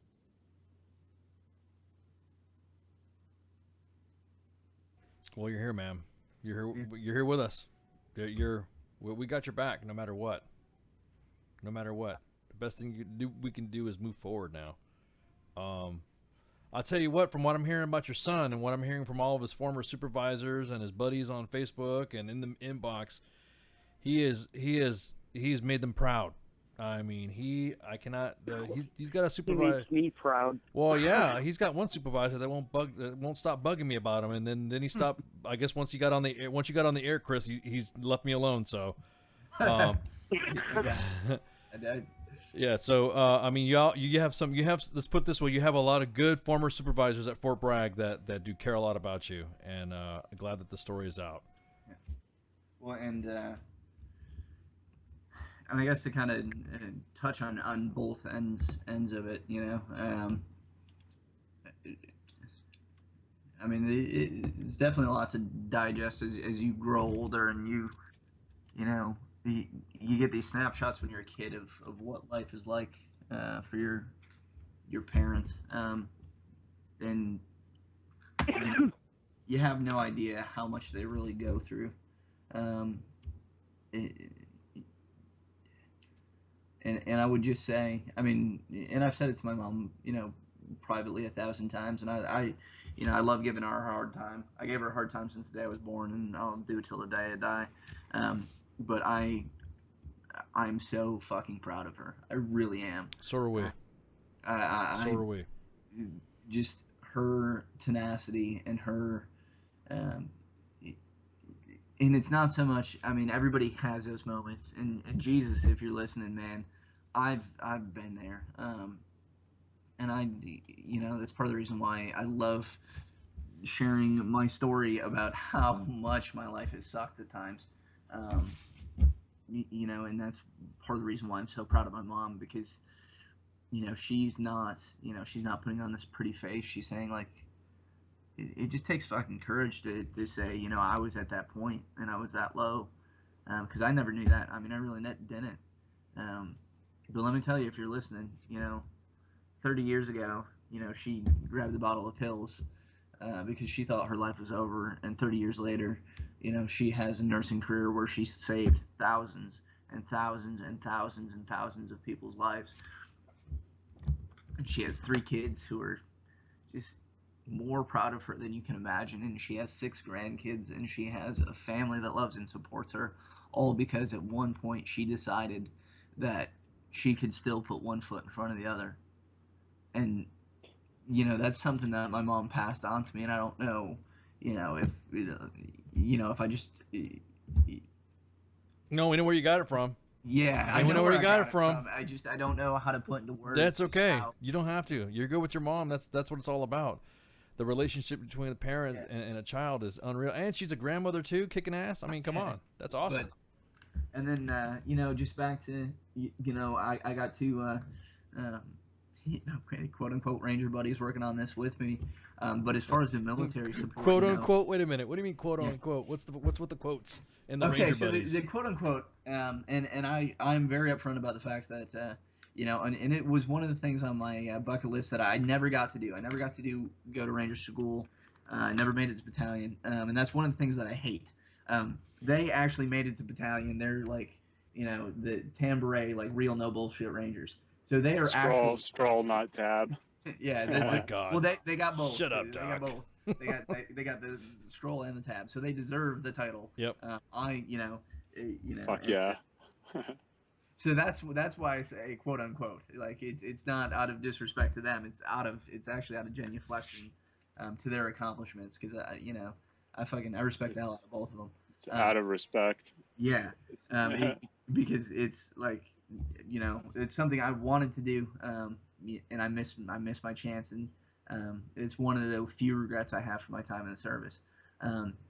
But across the board, I have so many old detachment sergeants, team leaders, fucking team members who stepped up and donated without hesitation. Like I had people, my old detachment sergeant, like not only did he donated and then wrote in 2 weeks later to make sure that I didn't need more money. Oh wow, really? Wow. Yeah. Okay. Yeah, dude, like without a doubt, these guys just stepped up and said, we're proud of you. We're proud of the things you're doing. Well, who is he? Give him a shout out. Throw it out. Brian Galati. He's doing great things. He's I think he's put on his Master Sergeant stripes by now. Oh, okay. If he's not, he will soon. And when he gets out, we're gonna do even greater things together. We're gonna cause greater shenanigans than we have in the past. He's. You guys may laugh. I don't mean to get on a tangent. He's one of my co-best men at my upcoming wedding. Whoa, because co-best. I didn't know you weren't allowed to have co-best men. I'm about to say that's not how it works. It's co-best men. I never heard of that. I was told, but I don't care. No worries. No worries. So he's one of my co-best men. My other is my he was the junior on my team, Jason Foster. And Ricky Ceballos, all the guys on my team from Iraq, they fucking just stepped up. And even the guys, who I didn't serve with, who I train with, at my gym, the Spartan Academy, they donated money. My buddy Vinny Clark, who's a professional graphic design guy, I was trying. I'm not a graphic designer. I was trying. It was not going well. And he knew the budget I was working with. And then all of a sudden one night my inbox popped open and he was like, "Hey, check this out." And he designed this amazing. It's the poster I sent you. Just this gorgeous. Yeah, we got it posted right now on Facebook Live as a filler. And so that was he did that for free without being asked, just to help out. So like so many people just stepped up to the plate and said, hey, we see what you're doing and we want to be there for you. So even though I took off the uniform, they haven't stopped watching my back. And it's this whole experience has been mind blowing and humbling. The things that I've learned about my mom and getting to know more about her journey, it has been just absolutely. It's been heartbreaking. It's been inspiring. It's been crazy. It's been, and getting to call her, like I've called her like 4 times today, with like, hey, somebody else wants to use your story. Hey, this person wants to interview you. Hey, like your story is reaching another person. Like it's, like you having the courage. Were you knife edging your microphone? Were you? Sorry. Yes. It's okay. I'm just like hearing this thump thump thump thump. Like whoa, oh man, Big Sarge, you're getting Big Sarge on us now. Yeah, I get excited about It's it. okay. No, it's all right, man. It's all right. It's all right. Now you're also now with all this and everybody's in place and all that. Have you heard any studio backing? I mean, is this going to be a Well, so it's a short. It's you Yeah. know, so the actual thing is going to be 10 to 15 minutes. Because the original script was meant to be 10 minutes, and my plan, I have a 1 year plan. It's bookended by something called G Week at Francis Marion University. I'm graduating this semester, but they have events periodically that raise awareness about issues like this. And one is in March. You know, they have the thing in April. October is National Domestic Violence Awareness Month. So I wanted to produce this film. Use it as a fundraiser, use it at these different events at the university, and in Florence and hopefully throughout South Carolina, help these nonprofits. And then at the end of the year, and I've told the nonprofits in the school this, if you guys are finding that this is bearing fruit and helping you guys connect with audiences in new ways, it's yours. Whatever happens beyond that happens. My team, we have other projects coming up as far as my normal work. But our hope for this really is just to really reach people and start conversations and get people involved and making a difference in their local community. I really haven't thought about it on like personal accolades or anything like that. Well, I mean, and most passionate, I guess you could say this is more of a calling. It seems like you're taking this up more of a calling and a mission, you know what I mean? Yeah. As opposed to any accolades, because this did start off as a play, right? Yeah. It just started as a short 10-minute play. And it is being performed. I think March 24th. It's being read at Francis Marion as part of their G Week. As part of their G Week, in its original form. So we already got the ball rolling on kind of our year plan. And my mom doesn't know this. Okay, so funny side story. Oh, we got some reveals. Go for it. My mom's life has been a source of constant inspiration for me. When I was, I don't know if she's going to kill me for saying this, but she gave birth to me, so I suppose she reserves the right to kill me at any point. When I was born, or conceived, she was on birth control and she got sick. She got on antibiotics. She didn't know that the two didn't mix, and voila, here I was. At least that's the story as she tells it. I tell the story a little bit differently. I say, like, even as a sperm, I came fucking kicking my way in because I just do what I want. Oh my god. However you want to take the story, it's up to you. Okay. But anyways, guy she was dating at the time, he wasn't big on the responsibility. So she went to talk to him about it, about the whole pregnancy thing, and he told her that he wanted her to have an abortion and that the baby couldn't be hers and all kinds of craziness. And she's like, well, the baby is yours, and no, I'm not having an abortion. And essentially told the guy to go to hell, which I appreciate because that means I'm here to tell this story. So I adapted that into a play for my playwriting class because I'm not very original. That's actually also being read at G Week. Wow. As part of. Man, Mom, I know, Bob. All my best ideas I've stolen from you. Kat, you're gonna have to ask for a Hey, cut pretty soon. There's no such thing as a new idea, man. No, experience. There's only. Well, I know, but I'm just saying, like, as far as plot lines. Yeah. There's only a certain amount of plot lines. But he should be at least giving Mom a cut of this. You know what I mean? I mean, what's up with that? I think you should make Mom the executive producer of some of your stuff now, if you're using childhood. You know what I mean? Well, okay. So the goal is eventually that I'm gonna make enough money where I can buy her a house. Now I have to buy my buddy Chad a house. Ironically, he is also a ranger. Like, I'm the only non-ranger in my group of friends. Nobody's he perfect. was the military advisor on Army Wives before me, and he got me started. Yeah, so that's the deal is, with my first $1 million, I owe him a house. And I told him, a refrigerator box can be a house, bro. but I will buy you a house with my first $1 million. And then, with my second $1 million, I'm buying my mom a mansion. So there are plans in Okay. the works, Keep it. to repay her for all I was this. about to say, you better take care of mom, man. Yeah. That's messed up. Well, And she deserves more than a refrigerator box. I was about to say it. I hope you get her something better than a refrigerator box. I did. I got her grandkids. That was the start. Oh, come on, man. From what I'm hearing, you just said it yourself. You're a big pain in the butt too sometimes. So she's probably gonna. I think mom deserves more. That's just me. So now, go ahead. Big pain in the butt. Yeah, does not cover it. See, there you go. Does not even cover it. I would say a mansion with property, not just a mansion. Exactly. So, you said the name. Who was the name of? You said you said her name was Sherry. Who was it? Which one? The playwright? Yeah. Christina Zan. I'm sorry, Christina Zan. Yeah. Christina Zan. Okay. Now, what is she? What was her reaction to some of this? Is she just taking it? Because most playwrights, they just write a story that you rarely see some of the Hollywood types get affected by something unless it's a big deal. You know what I mean? So, yeah. What was her reaction to it?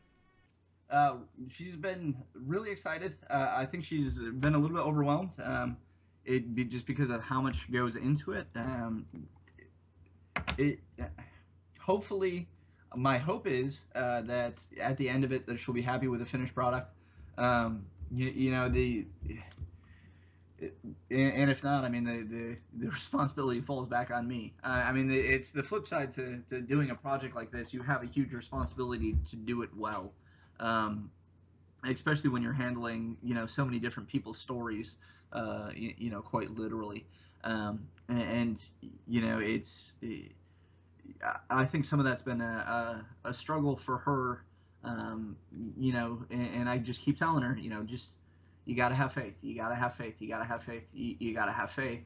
And so I'm hoping at the end of it, her faith will be rewarded, and she'll be happy with the finished product. We've brought an amazing team together, and we have all the pieces in place. And really, if it doesn't succeed, then I mean, the only person to blame really will be me, because I mean, every element to succeed is in place. The story, smartly written. I have the absolute best director, the best cinematographers. The actors are going to be prepared. But I think that's probably been the biggest challenge, is trying to show her how you take something from a stage play in a theater to film. And how much of a difference it is from, the written word as you see it, live in a theater, to seeing it behind a camera and how that all changes. Yeah, I was about to say, was the translation to get it on paper to act it out? I mean, that must be. I mean, that's a daunting task as it is. So how were you able to kind of translate that? I guess you would say from play to film. We some parts yes, some parts no, and some of it is. I find just from previous experiences, a lot of it you don't really know until the cameras are rolling, and you have to make adjustments on the fly. Like you have a plan in place, and once the cameras start rolling, the camera kind of becomes king. And some things that you think will work don't, and other things that you're like, I'm not sure how this will work won't work like absolute like gold. But we've built that into our plan. I've definitely used past failures, and use those to help me with this one. And that's why I brought my actors in, brought everybody in early. And so tomorrow we're sitting down with the script, and we're going to go through it with the actors, with Christina here, with the director here, and we're going to figure out, okay, what works, what doesn't work, what do we need to adjust, and you just massage it until it gets to the place where, until it's a scalpel, until it cuts. It cuts to the quick, and I've just used that analogy over and over again. Like when it, a lot of times when you originally first write something, even if it's powerful, it's a baseball bat. It's very heavy and thudding. But once you refine it and get it down to, and distill it to its finest point, it's and you make it a scalpel, then it cuts you even deeper, and that's something that you really want. You want the audience to walk away with something that hits them all the way in their bones, because the topic you talk about domestic violence. You do a scene where there's violence between a man and woman. There's a certain sense of empathy that anybody, I think, can look at and say, well, that's terrible and shouldn't happen. But when you really look at it and you look at how insidious it is and how they use emotion as a weapon, they use words as a weapon, they use control as a weapon, they use social dynamics as a weapon. Then you realize that this isn't just as simple as, well, if somebody hits me, I would just leave. Well, it's a lot more complicated than that. It's a lot more deep than that. And I think a lot of the damage that happens isn't with what is done to you, it's what is said to you, and how you're made to feel and how you're made to, the influence they exert over you. And that's what we're really trying to pull to the surface, to show how one human being can exert control over another and dominate them physically and emotionally, to the point that even when their life is in danger, they still feel like they're not good enough to walk away, that nobody else could love them, that this person is their sole source of support, and they buy into that lie. And because it's a slow, progressive thing that builds up over time, right? But yeah. I just wanted to add that those characteristics right there are what kind of women aren't the only ones that are susceptible to it. And I think that because dudes tend to I don't know if it's accurate really to say, but just socially, I think that guys are expected to be able to deal better with physical problems, or it makes it kind of that much more challenging to even admit or to realize that you're being manipulated on those other fronts for a dude. And I think it's like a social stigma attached to a dude being in an abusive relationship, to where guys are in denial a lot of times, The fear of judgment. Oh, absolutely, 100%. There's a stigma Chris, attached. you should put your story out. Well, there are certain reasons why. Timing Yeah. is not appropriate, but yeah. No worries, no worries. I was in an abusive relationship after I got out with with a chick that was just fucking mind raping me for fucking 2 years, man. And she used my kid in the process, is because when I got out of the army, I was pretty fucking in a bad place, emotionally and mentally too, and she fucking totally used that shit against me. So for me to even realize it didn't happen until way after the fact, when I was doing PTSD therapy and writing about stuck points in this cognitive processing therapy is what it's called. And it fucking it didn't even occur to me until then. I was holy fuck, dude, I was the one in an abusive relationship that was on the receiving end of it. Yeah. So just dudes keep I know we kind of whatever, dudes have a social thing where they use crude comedy and shit to kind of emotional defense mechanisms and shit, but just fucking look out for your friends too. Sometimes it's a lot easier to see it from the outside and take care of your friends too. Absolutely. And I think men are probably in some ways more susceptible to emotional abuse. Yeah. Oh yeah. Especially because you don't see it. There's no physical evidence that it's going on, and it literally is all in your head. And it makes you feel like you are going crazy. It makes you feel like you're insane. Oh yeah. You question yourself as well. You're wondering if something's wrong with your upbringing or your own moral background. You know what I mean? Yeah, that's what it does, dude. It just fucking deteriorates your fucking perception of yourself. Yeah. Over time, it's really shitty. Yeah. Well, and it takes literal years to recover from, if you can recover at all. And the hardest part is realizing, just like you said, is coming to the realization that it's actually happening, because you're just stuck in this kind of this whirlpool where you don't even know which way is up. Like, you don't know if they're crazy or if you're crazy, if you're wrong, if they're wrong, and even if you try and do things the most logically sound way possible, you try and do everything right, and somehow you still end up in the wrong, it just messes you up even more. You're like, this doesn't make any sense. The harder I try to do right in this situation or in this relationship, somehow I'm even more wrong. Yeah, that's your first sign. Yeah. If anything, I need to eat some pineapple or coconut or mango or something. Yes, ma'am. I love you, Mom. Love you too. Thanks for coming on. And thank you. Yep. Good night, Mom. Oh, man. Oh.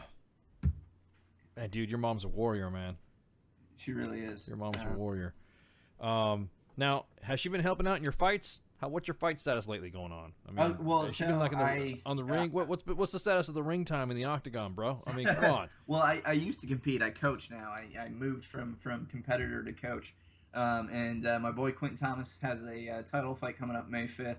I still compete in jiu-jitsu. I went to IBJJF, which is the International Brazilian Jiu-Jitsu Federation Championship in Atlanta, and placed or got bronze in my division. And that was losing sucks. Let's just put it that way. I hate losing. Fucking hate it. Fuck yeah, bro. Yeah. But if you're not first, you're last. Yes. Exactly. Yeah. And my coach and my professor and I were talking about it. And the thing is, like whenever I'm coaching somebody, dude, they win a match, they get bronze, like they get silver, they get gold, dude. It doesn't matter. Like, I'm ecstatic for them. I'm proud of them. Like, I couldn't be happier. But like when I'm fighting, dude, I lose one match. It doesn't matter if I've won 1,000, dude. I just hate it. I hate it. But I continue to compete in jiu-jitsu. I'm competing April 15th here in South Carolina with my team, Team Sauce. And then my boy Quentin's going to do some work in the cage May 5th. And then he's competing in a new national amateur MMA tournament. And the winner of that goes to Bahrain and fights, which is absolutely crazy. So I'm still active on the coaching side of things and the grappling side of the house as far as that goes. Dude, not to be, well, it is kind of cliche to quote Hemingway, like for, as veterans, whatever. Yeah. But just on that note, what you were talking about, like winning and losing and shit, right? Yeah. I pulled up the quote, and there's like a fucking awesome Hemingway quote on that, and it's there's only, or no, sorry, that's the wrong one. No, that one, I mean, like, no, that's a good one too. It's like, there's only 3 sports: bullfighting, motor racing, and mountaineering. All the rest are merely games. Because, like, you fucking actually gotta, you're gonna die if you don't fucking, so Yeah. it's like, shoot, like going to war, Yep. you're a fucking pipe hitter. But the quote I was looking for is like, nothing noble about being superior to your fellow man. True nobility is being superior to your former self. And that's just like what we're saying, what you were saying about, Yeah. you're proud of the fucking, of your people that you train, no matter what they're doing, because you see where they started and where they're at now. So you're proud of them for being better, Yeah. And then for ourselves though, like, we always like fucking, we should not accept second fucking place. Like, even if you get first place, it doesn't necessarily mean that you should be satisfied with it, That's why the most important trophy ever is a participation trophy. I hate you right now. Fuck that, bro. Really? My kid was What? doing I'm just soccer. backing up what you said, no, bro. no. Bro, my kid was playing soccer this last summer, and I was like, "Are we still there? Can you guys hear me?" Yeah. Yeah, we hear you. My headphones kind of like cut out for a second. I didn't sure. Anyway, I wasn't like an official coach, but I'm like one of those people. Like I love my kids, so I'm like always there. And I ended up being a coach just because soccer. I also played a lot when I was a kid and shit. I was like, yeah, no fucking way, dude. Like they're fucking raising degenerates by teaching it this way. So I just like jumped in without invitation. And the thing that pissed me off the most was this fucking participation trophy bullshit, dude. I sat down with their fucking head coach, like after one of their, like the first time that I saw it, and he was like, he presented it as like a participation trophy, right? I'm like, fuck no, dude, that's bullshit. I know that you're required to do it, but you gotta, like, let's be more creative. Let's look at fucking something that the kid's doing really fucking good in. And since we were supposed to give them the trophies anyway, we'll fucking make them like a trophy that they're actually like, like we just phrase it differently. Yeah. Let's not be fucking lazy fucking assholes about it and tell that like fucking do this positive reinforcement for these fucking kids.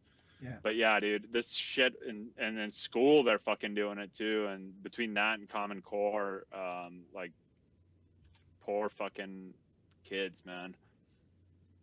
Well, and it's interesting the places we go in life, right? And that's one of the things I love about jujitsu, because dude, you can talk all you want, but like once you're on the mat, like you're gonna find out the truth. You know what I'm saying? Well, and my kids, and my fiance, who's absolutely amazing. She's absolutely incredible. She's a dance choreographer and teacher, and so like I got introduced into like this world of dance, which I didn't know existed, and I had all the preconceptions about dance going into it. One, dance is fucking hard, man. Like the acrobatics and ballet and gymnastics. And two, like there are no participation trophies in the stuff that they do. So like with my kids, my son wanted to do like gymnastics and compete in that. My daughter wanted to dance, and I told him, I was like, you do it for a year, and then you want to be on the competitive team, you like go ahead. But the thing is, you got to realize that like when you get up there and you get your butt kicked because somebody works harder than you or trains harder than you, like I'm not gonna feel bad for you. Like you got to put the work in. And so like you find these amazing like little niches that still exist in the world. Dude, gymnastics and fucking and ballet, for example, like fucking amazing, dude. Well, and honestly, I'm not gonna lie, but before my kids got involved in it, like I was kind of like a meathead. I was like, oh, ballet, that's stupid. It's not hard. But I have like the utmost respect, especially because like there's no participation trophies. You go up there, you do your thing, and if you're not good, if you're not putting in the work, like that, you don't get rewarded. Like you go home crying. Like, and they're brutal, dude. Like the actual like judging for these like high class like sports, they're fucking brutal. Yeah, bro. they're actually like, more. They are more harder on the scale than anything else. You know what I mean? Yeah. Well, and you actually have to earn something. You actually have to earn something in those sports. So dude, there's also fencing is one thing that like it's like a total like uppity fucking bourgeois sport, but it's something that my kid just watched. He somehow found like YouTube videos of it, and he wanted exposure to it, so I fucking was looking into that, and that shit's fucking brutal. That's and there intense. Is no fucking that shit's like immediate fucking feedback for failure. Yep, which is like it's awesome. It's actually based on kill no kill. You know what I mean? Yeah. Yep. All the point system is kill no kill. It's not. Yeah. It's not. Oh, you winged his arm. Okay, no. You and get it's smacked brutal, around. dude. Yeah. It's like so fucking fast. Like, yeah, it is. They have to like during the Olympics, they have to like frame by frame the actual like sequence of like what the fuck happens, because it's just like insanely fucking fast. And it's like, and it's not just like sitting there playing tummy sticks with metal fucking swords. It's fucking like, it is like chess. Like most of the time that like I've heard like proper like fencing masters talk about it or like write anything about it, it's fucking like chess. It's all strategy. Yeah. Well, but anyway. It's a flesh wound. Yeah, exactly. Well, hey Chris, thanks for coming on, man. Absolutely. Thank you guys for having me. Yeah, and you are always welcome to come on. You got Mom's email to shoot the breeze and stuff like that. Yep. So, any updates now? Real quick, what's this thing about submission and all this other stuff you got going on? And you're a stunt coordinator. Okay. So I've actually been insanely busy outside this project. Yeah. You worked on my first Bollywood film, which was actually really cool. I was a stunt coordinator on that. I was a stunt coordinator on a film called Submission, which is it was written and crewed by a bunch of Marines and Afghanistan vets, and it's about this Marine who goes to Afghanistan and comes out, gets out of the army, falls on hard times and is trying to get back, kind of get back on the right path, and finds MMA and just a whole bunch of stuff happens. But I was the coordinator for that, and I got to work with Ovin St. Peru, who just fought. He fought John Jones for the title a couple of UFCs ago, and then Hector Urbina, who's going to be on the upcoming season of Ultimate Fighter, was on it. Just awesome experience on that one. It's a faith-based film, so that one's going to be coming out. There's another film that they're going to be announcing that I worked on as a stunt coordinator, that Jim, and I always say his last name wrong, I'm terrible with names, Taveri, who was in the third Harry Potter movie, The Prisoner of Azkaban. He's a comedian, really funny guy.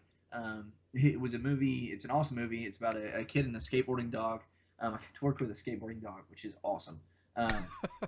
But definitely, and he was just in a really bad car accident, so not the skateboarding dog, Jim was.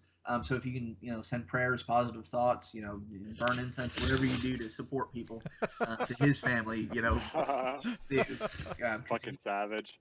Yeah, dude, he was a phenomenal dude. Well, I'll tell you what. Why don't you grab all that stuff and then come back once you get all your notes together. Absolutely. Come back and give us some clips. So I will just say, in June, I would like to come back on because there are some projects that I will be able to talk about then. Too easy. I know you got some super secret OPSEC lead in stuff that you're being just chomping at the bit to talk about. You keep, like I was saying, you keep better OPSEC than freaking MI kids in a damn strip club. So but hey. Let your mom know, and if she's listening right now, if she's on the webs, or I know she might have been traveling or doing some stuff, let her know that we totally appreciate her coming on. And her name is Kathy Goodman Goins. Is that how you say that? Yes, Goins. Sir. And the movie is Glass. Look for it. Will you shoot us a copy of it so that way we can we might put it on the web page and on the Facebook page, so that way we can post it up there. Absolutely, yeah. Once it, and we're aiming for May, end of May, beginning of June, which I guess is coincidental. That wasn't planned, but yes. Once we have a finished product, we'll send it over to you. Awesome town. All right, Chris. Hey, thanks for coming on. Dude, thank you guys so much. Yep, have a good one. Yeah, dude. Thanks. Wow. Whoa. Dude. Woo. His mom is a trooper. Oh man. Dude, that was heavy. I listened to that whole bit and it was heavy. Oh, dude, the heavy. Feels, bro. Feels. I'm unreal. Not realize that Chris had gone through such an ordeal. Did not know that his family members were going through some of that, and it's insane. So, hey guys, we're gonna go ahead and take a break, and then y'all better be standing at parade rest because I got some shit to talk about. Okay, then you don't have to come out. You don't have to. Oh wait, parade rest. Yeah, put your hands. It's been a long time since I've heard that phrase. Exactly. Put your hands in your pockets and shut up. Hooray, DDT. That works. Yeah, exactly. That works. It is purely a figure of speech. So everyone, shut up and get some shots. Shots. The bitches, they love visuals. Everything stated on WTF Nation Radio is to be considered the opinion of the person that stated it, and not an official representation of WTF Nation Radio or U.S. Army WTF Moment. Price does not include tax, title, or license. Some assembly required. Each item sold separately. Batteries not included. Objects in mirror are closer than they appear. If conditions persist, contact a physician. Individual results may vary. Keep out of the reach of children. Avoid prolonged exposure to direct sunlight. Keep in a cool, dark place. And please enjoy the show. shots. The voice of U.S. Army, WTF Moments. This is WTF Nation Radio. Picture of the Antichrist crying. I like it. It's tasty. We must learn to separate your heart from the world. Refuse to bury a victim. A casualty of the times. Or won't you open your eyes? Oh, modern crime. Release me from fear. Though I accept my fate, I will not settle for a hole in the earth. Oh, modern crime. Release me. Though I accept my fate, I will not settle for a hole in the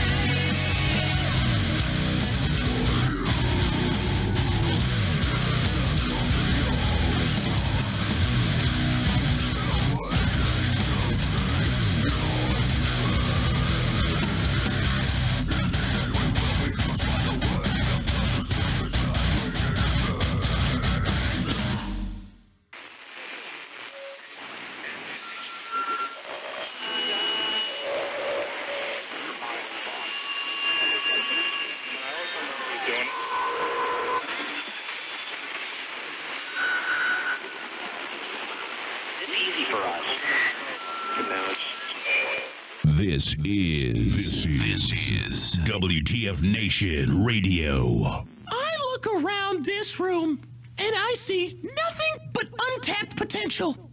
At moments, this is WTF Nation Radio. You have potential. You have... Oh, boy. Well, it definitely is all about the visuals.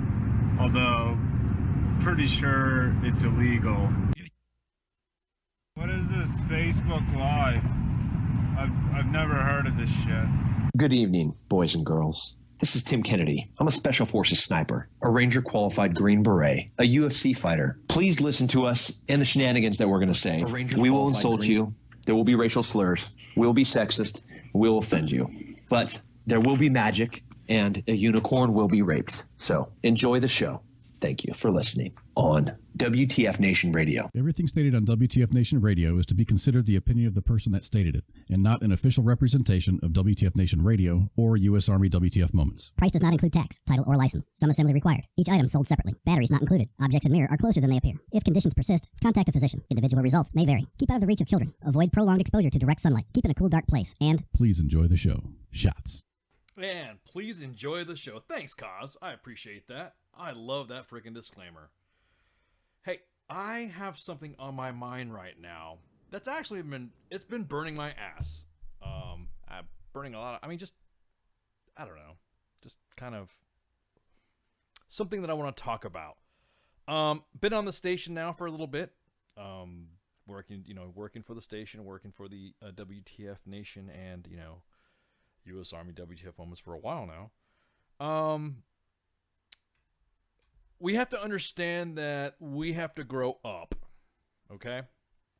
And what I mean by growing up is that there's some things that have been happening in the chat. Which, if anything else, the chat is buyer beware. Once you jump in, you jump out, and all this other stuff. Just like I said before when I first came on here, I see the chat room like a bar. If you walk into a bar and you already start acting the fucking fool, then what happens? A bouncer comes and says, "Hey man, chill out." "No, fuck you, man. No, get the fuck out." And then you get thrown the fuck out, and then you get banned for a while. You know what I mean? So, hang on, I haven't gotten to that point yet. Hang on, now he wants to talk. Exactly. So, everyone's hung up on the good old days. All right. I'm not. It's time to. It's time.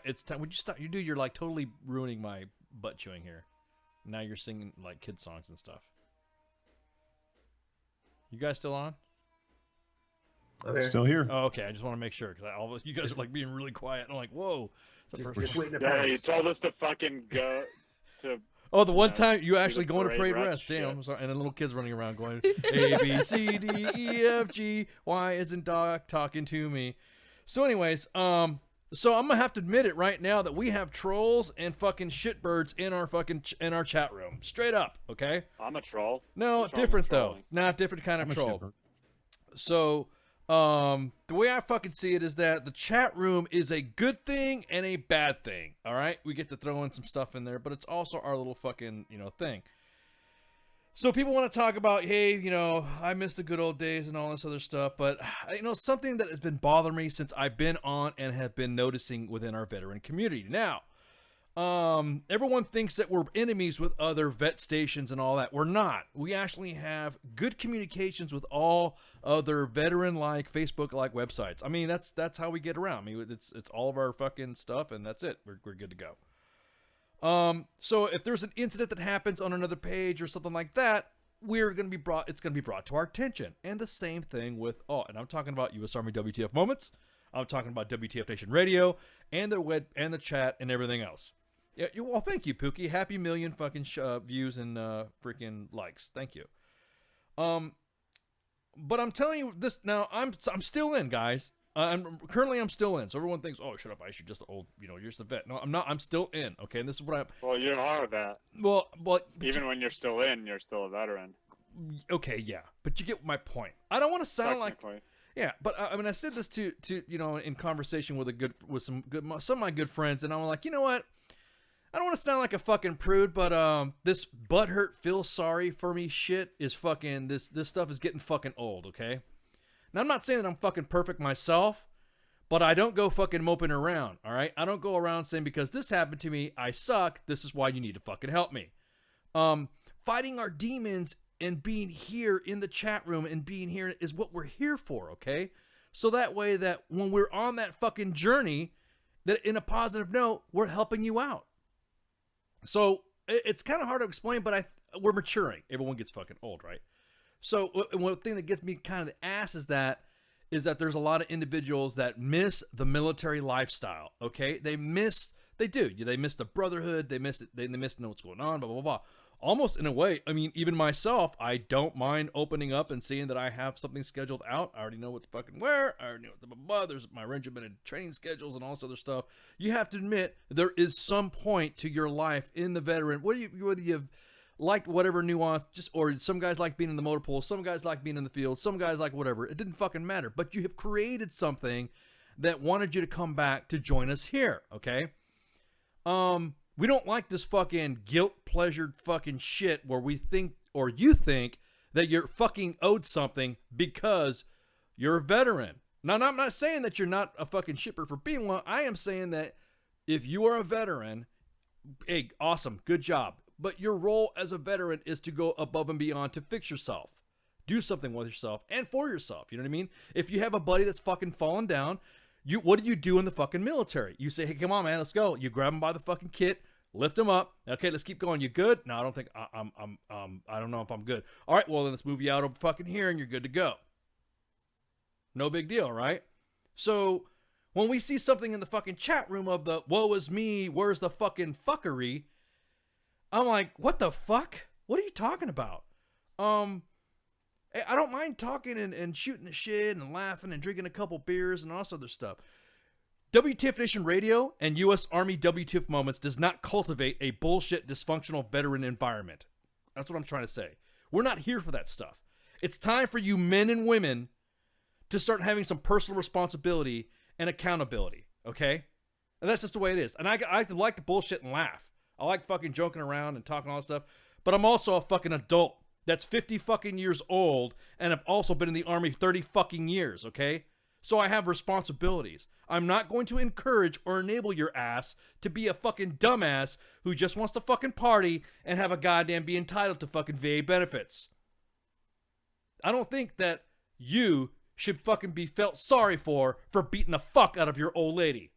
I don't think you should be felt sorry for because you did something fucking stupid and now you want everyone to hand you fucking shit out. Not here. Ever. I have a problem with PTSD and alcohol. That's why I beat the fuck out of my wife or girlfriend or spouse or whatever just because and whatever. And I just like, no, dude, your ass needs to be in fucking jail. Fuck you. Yeah. Dude. You don't need to be if you can't fucking. Yeah, exactly. Dude, this has been. And you know that you have PTSD issues or alcoholism issues or whatever. Then deal with it. Creates you fucking causes you. Exactly. Deal with it. You can get over the point where you can control it. Like, leave those people. Don't make them fucking suffer with you. Yeah, exactly. And talking to Miss Goins and talking to Chris, I'm just thinking about this stuff, and I'm like, I see veterans. She was a veteran, man. She was a veteran going through this stuff. I couldn't see it. So I'm not going to encourage your ass. So if you want to come on here and start talking about, oh, well, you fucking bullshit, and I'm talking some crap, fuck off. We're not going to encourage you on this stuff, okay? FM 22-102. I wish that still was fucking in place. Now, granted, now, of course, you have some of your trusted agents in the fucking military that help you out, but you can't do that anymore. Sorry. But I'm telling you right now, here at this fucking radio station, at U.S. Army WTF Moments, we're not going to fucking tolerate this shit. It's time for you as a veteran, once you're out and you have provided your country a valuable service to the nation, and we appreciate your sacrifice. Okay? But now it's volunteered for it, dude. Nobody owes you anything. But it's time for you fucking saying that you somebody owes you anything. Exactly. Fucking but Doc, what I'm saying is that people are using that now as a fucking crutch. Okay? No, I know. And I can't fucking stand it. It is not a fucking crutch. And it ruins the name for everybody else. Because being a veteran, the reason that people respect you and want you to work for them and shit is the exact opposite of the way that fucking people behave with this fucking pathetic ass fucking own your fucking mistakes and fucking fix them. It's not enough to just say I'm a shitbag. I mean, if you can't fix it, then find an appropriate place to fucking, not show the rest of the world that this is like what all the other veterans are like, because that's what they're gonna think. Like, consider that like it affects the community too. And there you go. And thank you for saying that. Our brothers and sisters in Vietnam, Do you know why? I mean, my dad was a Vietnam veteran, so I could talk about this, okay? And he even told me the reason why I didn't like talking about being a Vietnam vet, because there were some individuals that were involved in that type of shit. This is historical. Why do you? I mean, it's gone back to the to now. I'm gonna give you a case of something in the fucking in the inbox. We rarely talk about inbox stuff, but there are processes that you have to complete, okay? Don't get pissed off at the VA. It's almost like, again, you missed the lifestyle, right? You have processes to go through. So, if you have these processes that you must accomplish to A, get promoted, B, provide a financial transaction in the military, C, to do what? To do a supply action, there are processes in place, okay? When you get out, you're supposed to pay attention to your fucking ACAP class. You're not supposed to sit there and say, I'm using this as an excuse to go fuck off, and I'm going to get out of fucking formation because, First Sergeant Knights, fuck that dude, right? No. When you're out there on your fucking own, you can't call First Sergeant Knights for fucking help anymore.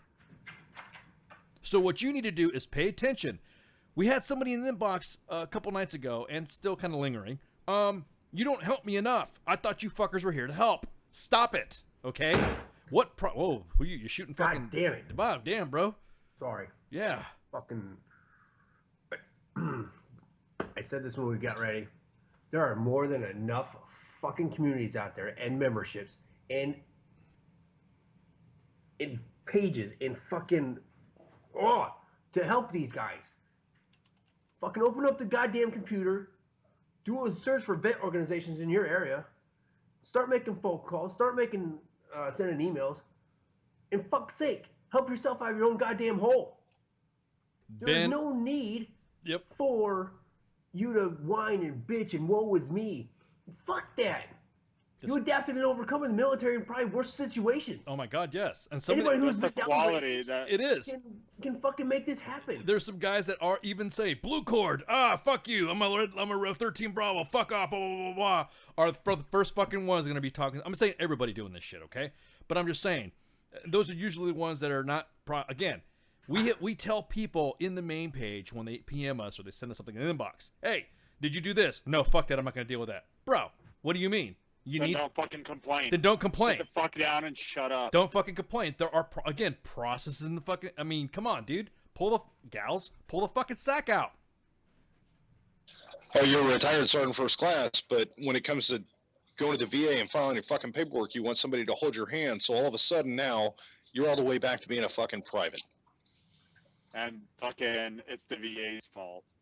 Get the fuck and it's the VA's fault, and not because you're a self-starter and a self-sufficient leader like you used to be when you wore the uniform, and the day you took it off, all that shit stopped. Well, because you best believe if you'd be the first one to call somebody out on fucking stolen valor, right? That's when you want to act like a fucking NCO. You know what I mean? Fuck that. No matter what, you fight. You fight. I mean, I normally don't like bringing up internal. That's the essential quality of being a veteran is like that. You are not a helpless little fucking thing. You can fucking fix your own shit, and you have this experience with dealing with real life problems that separates you from the fucking 4-year fucking high school, straight out of high school, 4-year degree recipient. Act like it. We have a poster hanging on the WTF Nation office, and it says, in the absence of a plan, move toward the sound of gunfire and kill everything. Stay the course. Okay? So that means this is something that you, again, if you want to go back and say, hey, back in the Army when I did this, I was a sergeant and I did this. That's a good point, Mike Golf. Now all of a sudden you're Mr. Billy Badass on the fucking. You should be fucking providing that knowledge to the kids that are coming out. When you have individuals that are junior ranking than you that have had their fucking legs blown out and giving you fucking life lessons, you've been entitled. You need to shut the fuck up. And here's another thing though I want to add real quick. I know that a lot of times, just from personal experience, dudes that I've talked to that, are having issues, yeah, there's some shit that it comes down to, like, it's hard to be fucking sociable with fucking idiots, and when you're by yourself, because when you get out of the army, you don't have like the, you know, your squad that you can go back to and kind of like vent to about, like, you know, pretty much anything.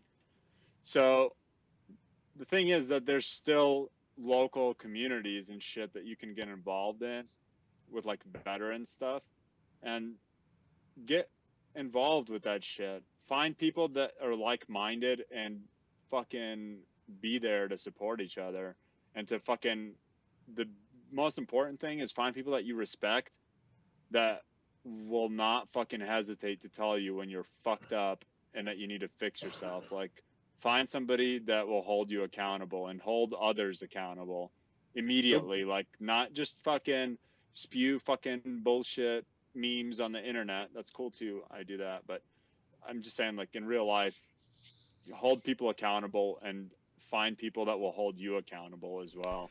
My whole Go join a veteran service organization. Those guys are hurting for memberships. They need, and the other thing too is they're all dinosaurs, so they need people with basic computer skills.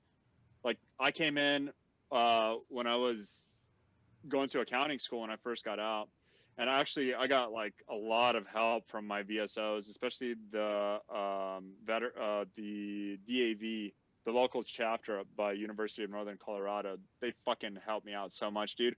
They gave me a fucking $5,000 grant, like there's like little scholarship that they use, that they have like periodically. Like, they fucking gave that shit to me because I was at a point in time where I was like struggling, and I didn't like ask for it. It was just like really small community there, and people like knew that I was having some issues, and it was fucking awesome, you know. Well, but I fucking just like, I know like they just gave it to me, like it wasn't something that I owed them anything for. But I came in there. I was a fraternity officer in the accounting fraternity, and we do like community service shit, right? So what I did is I got a bunch of fucking kids that like their parents were in the military, or like they felt strongly about like supporting the veteran community. And for one of our like evening get-togethers where we were doing community service, we just arranged for the DAV to let us like go in there in the evening and digitize a bunch of, like, actually we did all of their fucking records, and that was like huge for them, you know. Like shit like that, it doesn't take much effort, especially if you know basic like Excel or basic like Windows shit. What are you talking about? You can go in there and just like volunteer to be like, yo, some of the stuff that we would consider to be so easy, individuals that have been struggling with, you'd made their day. You know what I mean? Yep, exactly. So, hey, Mark Miner in FBL comments or chat, however you want to call it, he's got a good point, because I've seen that and heard that on more than one occasion, that a lot of these the older established veterans organizations, i.e. VFW and American Legion and things like that, they are run by the old crusty Vietnam era guys, and they do not like the change. They do not like the young guys coming in and want to change the organization or make it better or adapt it to the new generation of soldier that's coming out. Hearts and minds, man. And that's what I was about to get to, is that we've got to, or we're going to lose. Not only will there be a huge disconnect, but we'll lose those organizations. They'll just fall apart. Yep. Yeah. You know, it's take ownership of it. Those dudes, they fucking, like, instead of I just have a suggestion for dealing with this issue. I agree with you guys. I think that I've seen that as well in the VFW as well. They don't trust us, kind of like, that's what it's kind of like, one of those things where you're initially trying to build rapport with somebody. There's no rapport because they don't fucking really know how to like relate to us, right? And the thing is that we shouldn't be going in there and strong arming them into fucking, you know, hey, old fuckers, like, no, that's not what I'm saying. I'm not saying no, I agree with you, but that's like, that's kind of like, I don't know. My point was we should be going in there and fucking like showing these dudes like, hey, we're fucking like, because those organizations, that's for us to take care of in the future, and we need to like not like it has to be done respectfully, you know, to these dudes that have been running them forever. And we shouldn't, like, it should be done. And it's a matter of exposing individuals to new techniques of probably leading their organizations that they just might say, "Hey, dude, I'm done with this." You know what I mean? I mean, even in my career, it's just like, you know, I will humbly say, I respect the kids with what the new talent that's out there in the military today. That I'm willing to say, yeah, dude, you got this, man. There's no way I could figure this out. My whole point being is that U.S. Army WTF Moments and WTF Nation Radio and the fucking chat room on the station, okay, is not for you to come in and rip what we have built. If you do, woe to you, and the chat room are open season on you. It doesn't fucking matter. Yeah, your dick better touch your ass. You better bring it, because I'm telling you right now, I'm fed the fuck up. I'm tired of individuals who are tearing each other up, and I'm watching this and I'm thinking, you know what, this woe is me shit, it's done. I've had it. I am more than happy to help a brother out. And get them what they need.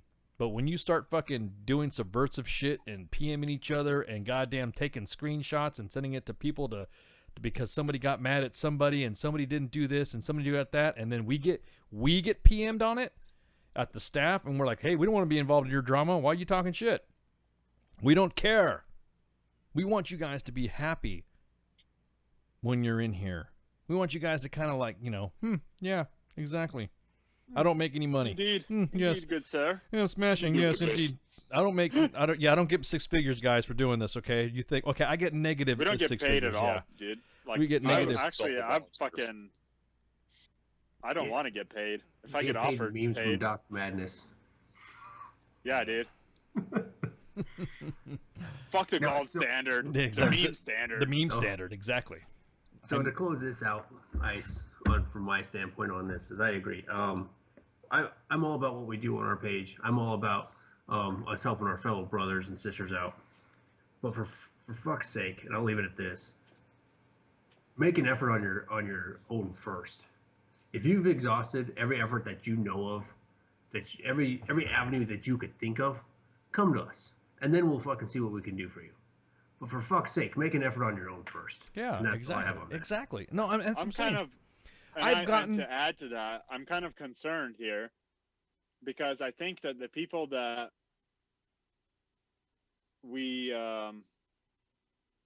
the audience that this is directed towards is it may have deaf ears for this subject matter, so to speak. Trust me, it's not. It won't.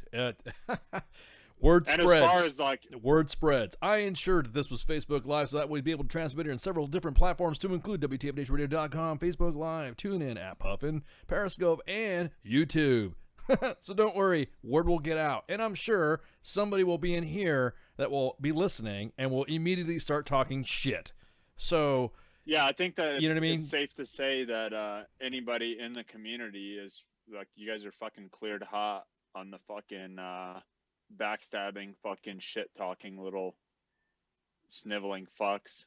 Yeah, I just need it. Yeah, I just don't get it. We're trying to freaking build some shit. We're trying to get people to get involved. Now, I'll be honest with you, and I'm going to admit it right now. I have received PMs myself that have had individuals within our listening audience that has asked for my personal assistance, and I've gone out of my way to do it, and I've gone out like that.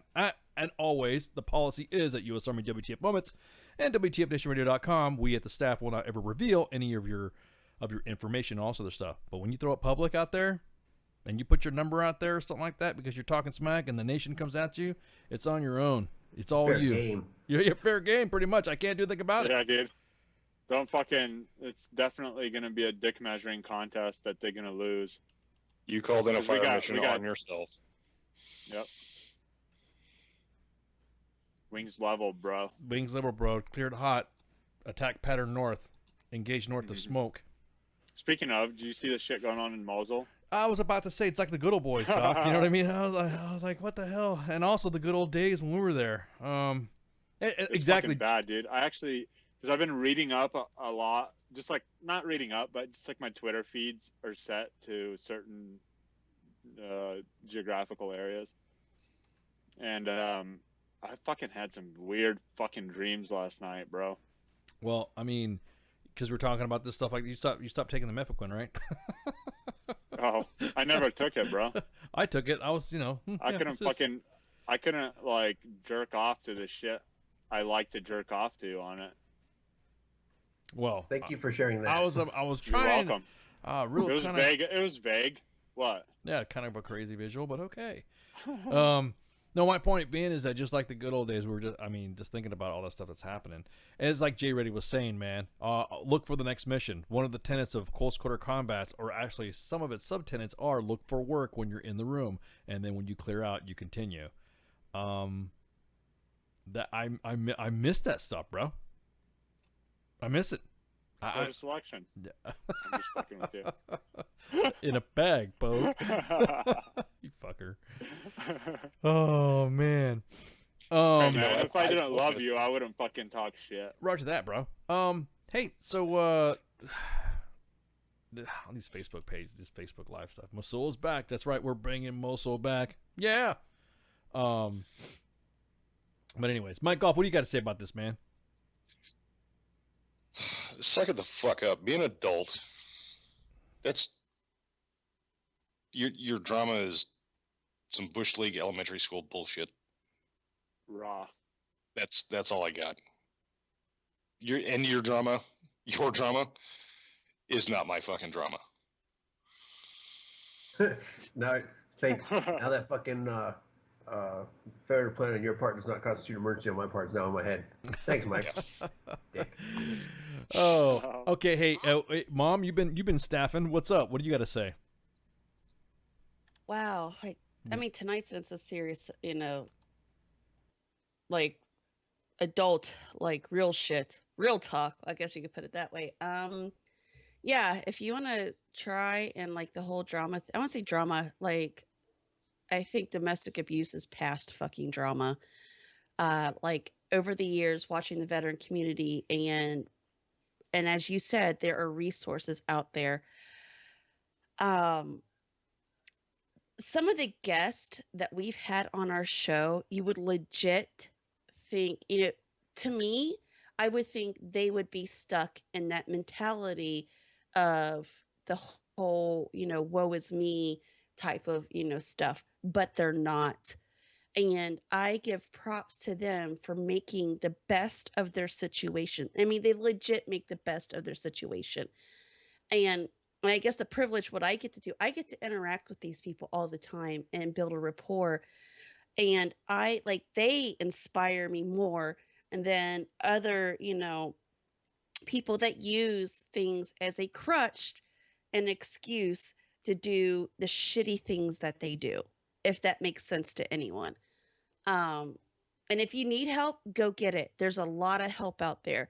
If you have to message like the radio page or U.S. Army WTF moments, and you really legit need help, we will find you the help that you need. Even tonight with Miss Kathy on, if you need, if you're in a domestic situation, like you could send us a message. We'll get you the number. We'll figure it out. But if you're using your PTSD and alcoholism and taking drugs as an excuse of why you're causing harm to another person, you can go eat a dick. That's how I feel. You can eat all the dicks, actually. Oh, okay. Well, I got a bag of dicks for you. For the gays. Leave some for the gays. So, that's a good point. So speaking of our guests, on the 20th, when's the 20th? That's like freaking, that's Monday, right? Monday. Yes, Monday. Okay, so we have a comedian, PJ Walsh. PJ Walsh. He's coming on. He's a Navy veteran who's decided to become a comedian. Has done like over 20 tours to the troops in Iraq, along with his current tours already as a Navy veteran. And he's touring with the Blue Collar Comedy Tour, and he's also partnered with the organization Armed Services Arts Partnership. And, of course, it gives our veterans and military families an avenue to use comedy to help cope with the hardships they've endured. And, of course, everybody knows about whoop, whoop, whoop on the big day on freaking the 24th. Oh my God, jeez, oh Lord. We got Randy Couture. Yeah, he was not part of the U.S. Olympic team and as a soldier in the U.S. Army. Yeah. But he's also a USC fighter, and he was on freaking The Expendables, Ambushed, and Scorpion King 2, and he was on Range 15. Randy Couture. Are you drooling right now? Dude, I'm man fanning. Girl fanning, how the girl fanning. You know, I'm all happy. Randy Couture, son. 24 March. Hey, we might not want Endor on the show. Yeah, we don't want to have Ender Just on there saying. because he might freaking like go hi, and the next thing you know, that's it. It's over. Randy Couture, man, how do you, Mom, you and Spanx rock?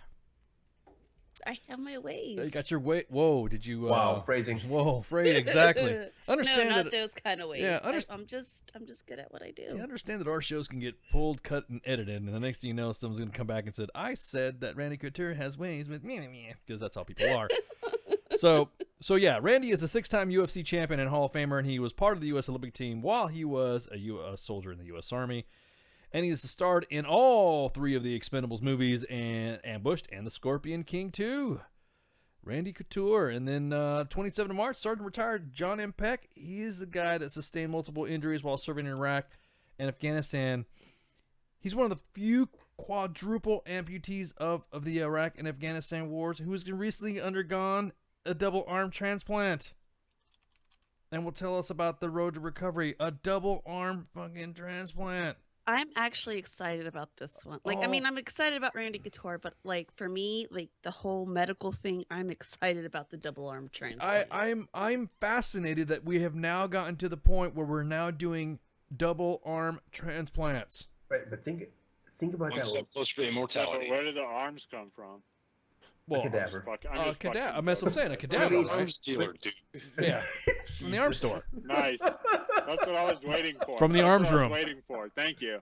Okay, we can't be too crass. I was almost just fucking shut up, disappointed after that one. But thank you.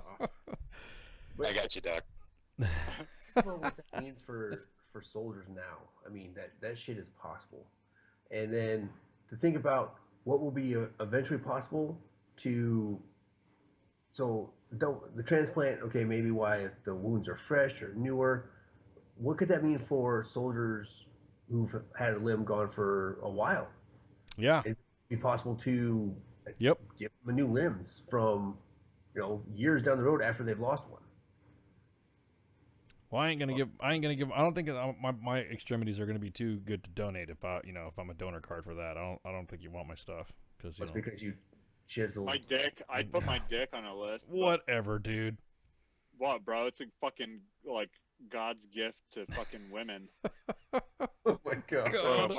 If I I'm sold being my arms, I humble could get here, money bro. for these goddamn guns. Yeah, exactly. I mean, This dick has been places. It's seen things. I'm sure it has. It's like if you're not squeamish about mileage, it's fucking like quite Oh my the fucking God. used appliance. Looks like a dog's chew toy down there. When's the last time you lubed and rotated? Oh my God. Okay, hey, don't forget we also have shows every night. Hey, we're gonna do some for spring cleaning, we're going to do some spring rearranging of the schedule soon. We'll do it nice and gentle so that way you at WTFNationRadio.com and U.S. Army WTF Moments won't, get too surprised about it. We'll be gentle when we do it. However, there is going to be some moving around of the schedules, trying out some new formats. We are hiring some people. We got some people in the queue for some interviews. I don't know if you guys have noticed some more posts coming on the Facebook page at at WTFNationRadio.com. I just can't believe that U.S. Army WTF Moments has hit 1 million. It's unreal. 1 million likes. 1 million likes. We do not touch our kitties. We do not nibble on our kitties. We got a show every night, 20 to 2300. We got a show Monday, Wednesdays, and Fridays. Liquid Lunch, 12 to 1400. We run the gamut of all subjects again. Mondays, the Monday edition with Red Leg. Tuesdays, Thursday Magic. Tuesday Magic with Minx and Jay Ready. Wednesdays, WTF Wednesday with Jim Beam. Today is Sergeant's Time with me. Friday is the Friday night show with Friday night fuckery, Friday night show. I don't know. We're kind of playing with the words there. With Red Leg, the big boss. And then Saturday, we're trying to see what we're going to do for the schedule for spring cleanup. And then, of course, Sunday, the Green Room, always a great show, a very informative show with the stoners. And then that'll close you out. So, hey, appreciate y'all coming on. You're welcome. Thanks for having us on. And you know what? Oh my God, dude, we had some pretty good subjects going on right now, and I really think that I got my point across. I think so. And the station's point across. We're good for another week? Until someone else pisses me off. I don't know. Oh, God. Please don't piss Ice off. I'll be good, man. No, I just wanted to get it out. Because there were some people, they were nice and gentle. There are people who have communicated this to me in PMs about some of the stuff that they're getting, you know, hey, look, I'm getting some of this. People, you know, give me some shit all the time. I'm in the chat room. And so we're just done with it. We're going to eradicate that shit. And I think I just gave you some buckshot, right, Jay? Ready? So, anywho, everyone get some shouts, and thanks for coming on. I don't know, is anybody busting out a after show tonight? Mom, do you know you're here in the streets right now? If anybody's No, I haven't heard anything on the streets. On the streets. Who knows? There might be one. Yeah. Depending on, you know, if they feel like it or not. It's like sometimes it could be a surprise. It might be a surprise. Hey guys, just because we're not going to be on Facebook Live doesn't mean that Otto or somebody might do a pickup show on WTFNationRadio.com. There's always something happening. Check out the cams. Check out the girlies. I think check out the guys too, if you're into that kind of thing. Yeah, well, bitches are. Well, yeah. I mean, yeah. Well, some bitches are. Well, exactly. They love exactly. And always remember that Ice loves MPs. So, y'all have a good one, and shouts. Sit in a bag and shouts. Y'all have a good one, and shouts. Sit in a bag and shouts. You're listening to the sounds of WTF Nation Radio.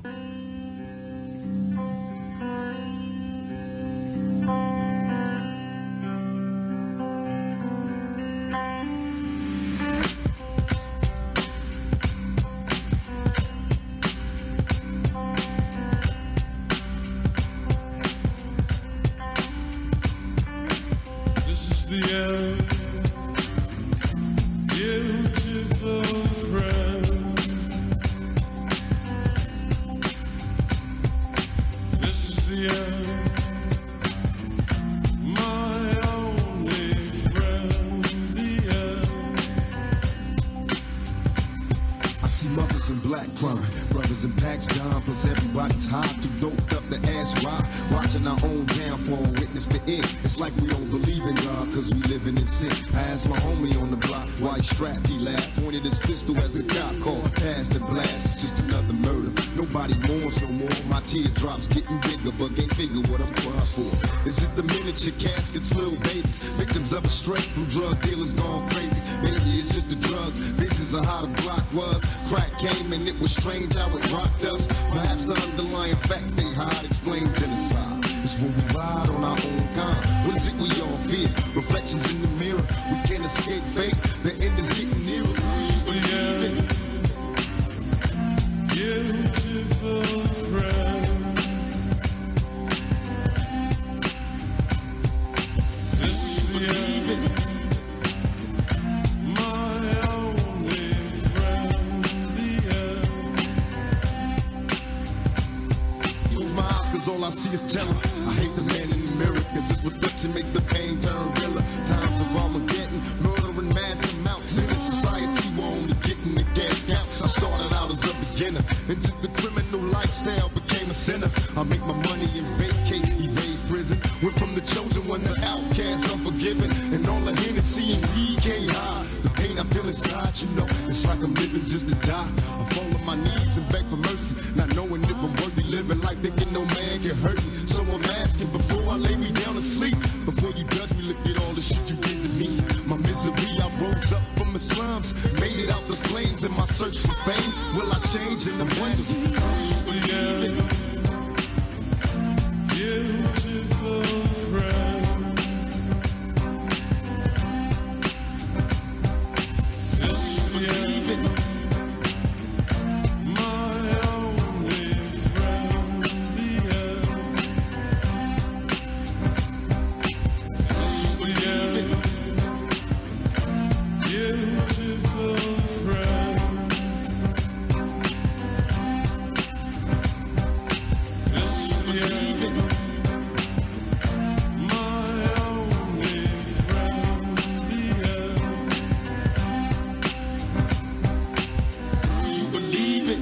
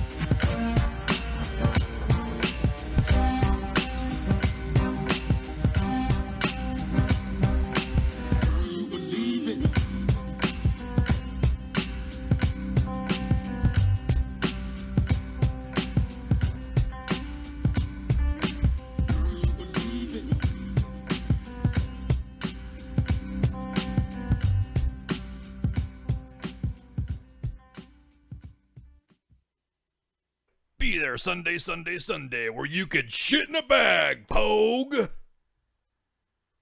The voice of U.S. Army, WTF Moments. This is WTF Nation Radio. You're a high nigga. When I get busy, throw your hands in the sky, nigga. I got the illest of the ill mentality. Niggas be grabbing me, knowing that they'd rather be stabbing me.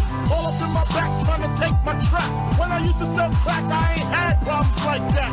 Street rules, watch your pockets and your jewels. A nigga front don't get to the fool. Next when the move is getting blasted, stink sewer flows from the ill ghetto bastard. As I release masterpieces like adhesive, stuck to your ass like tissue when you're wiping fast. MCs have a hard time believing I'm marked for death, hard to kill like Steven.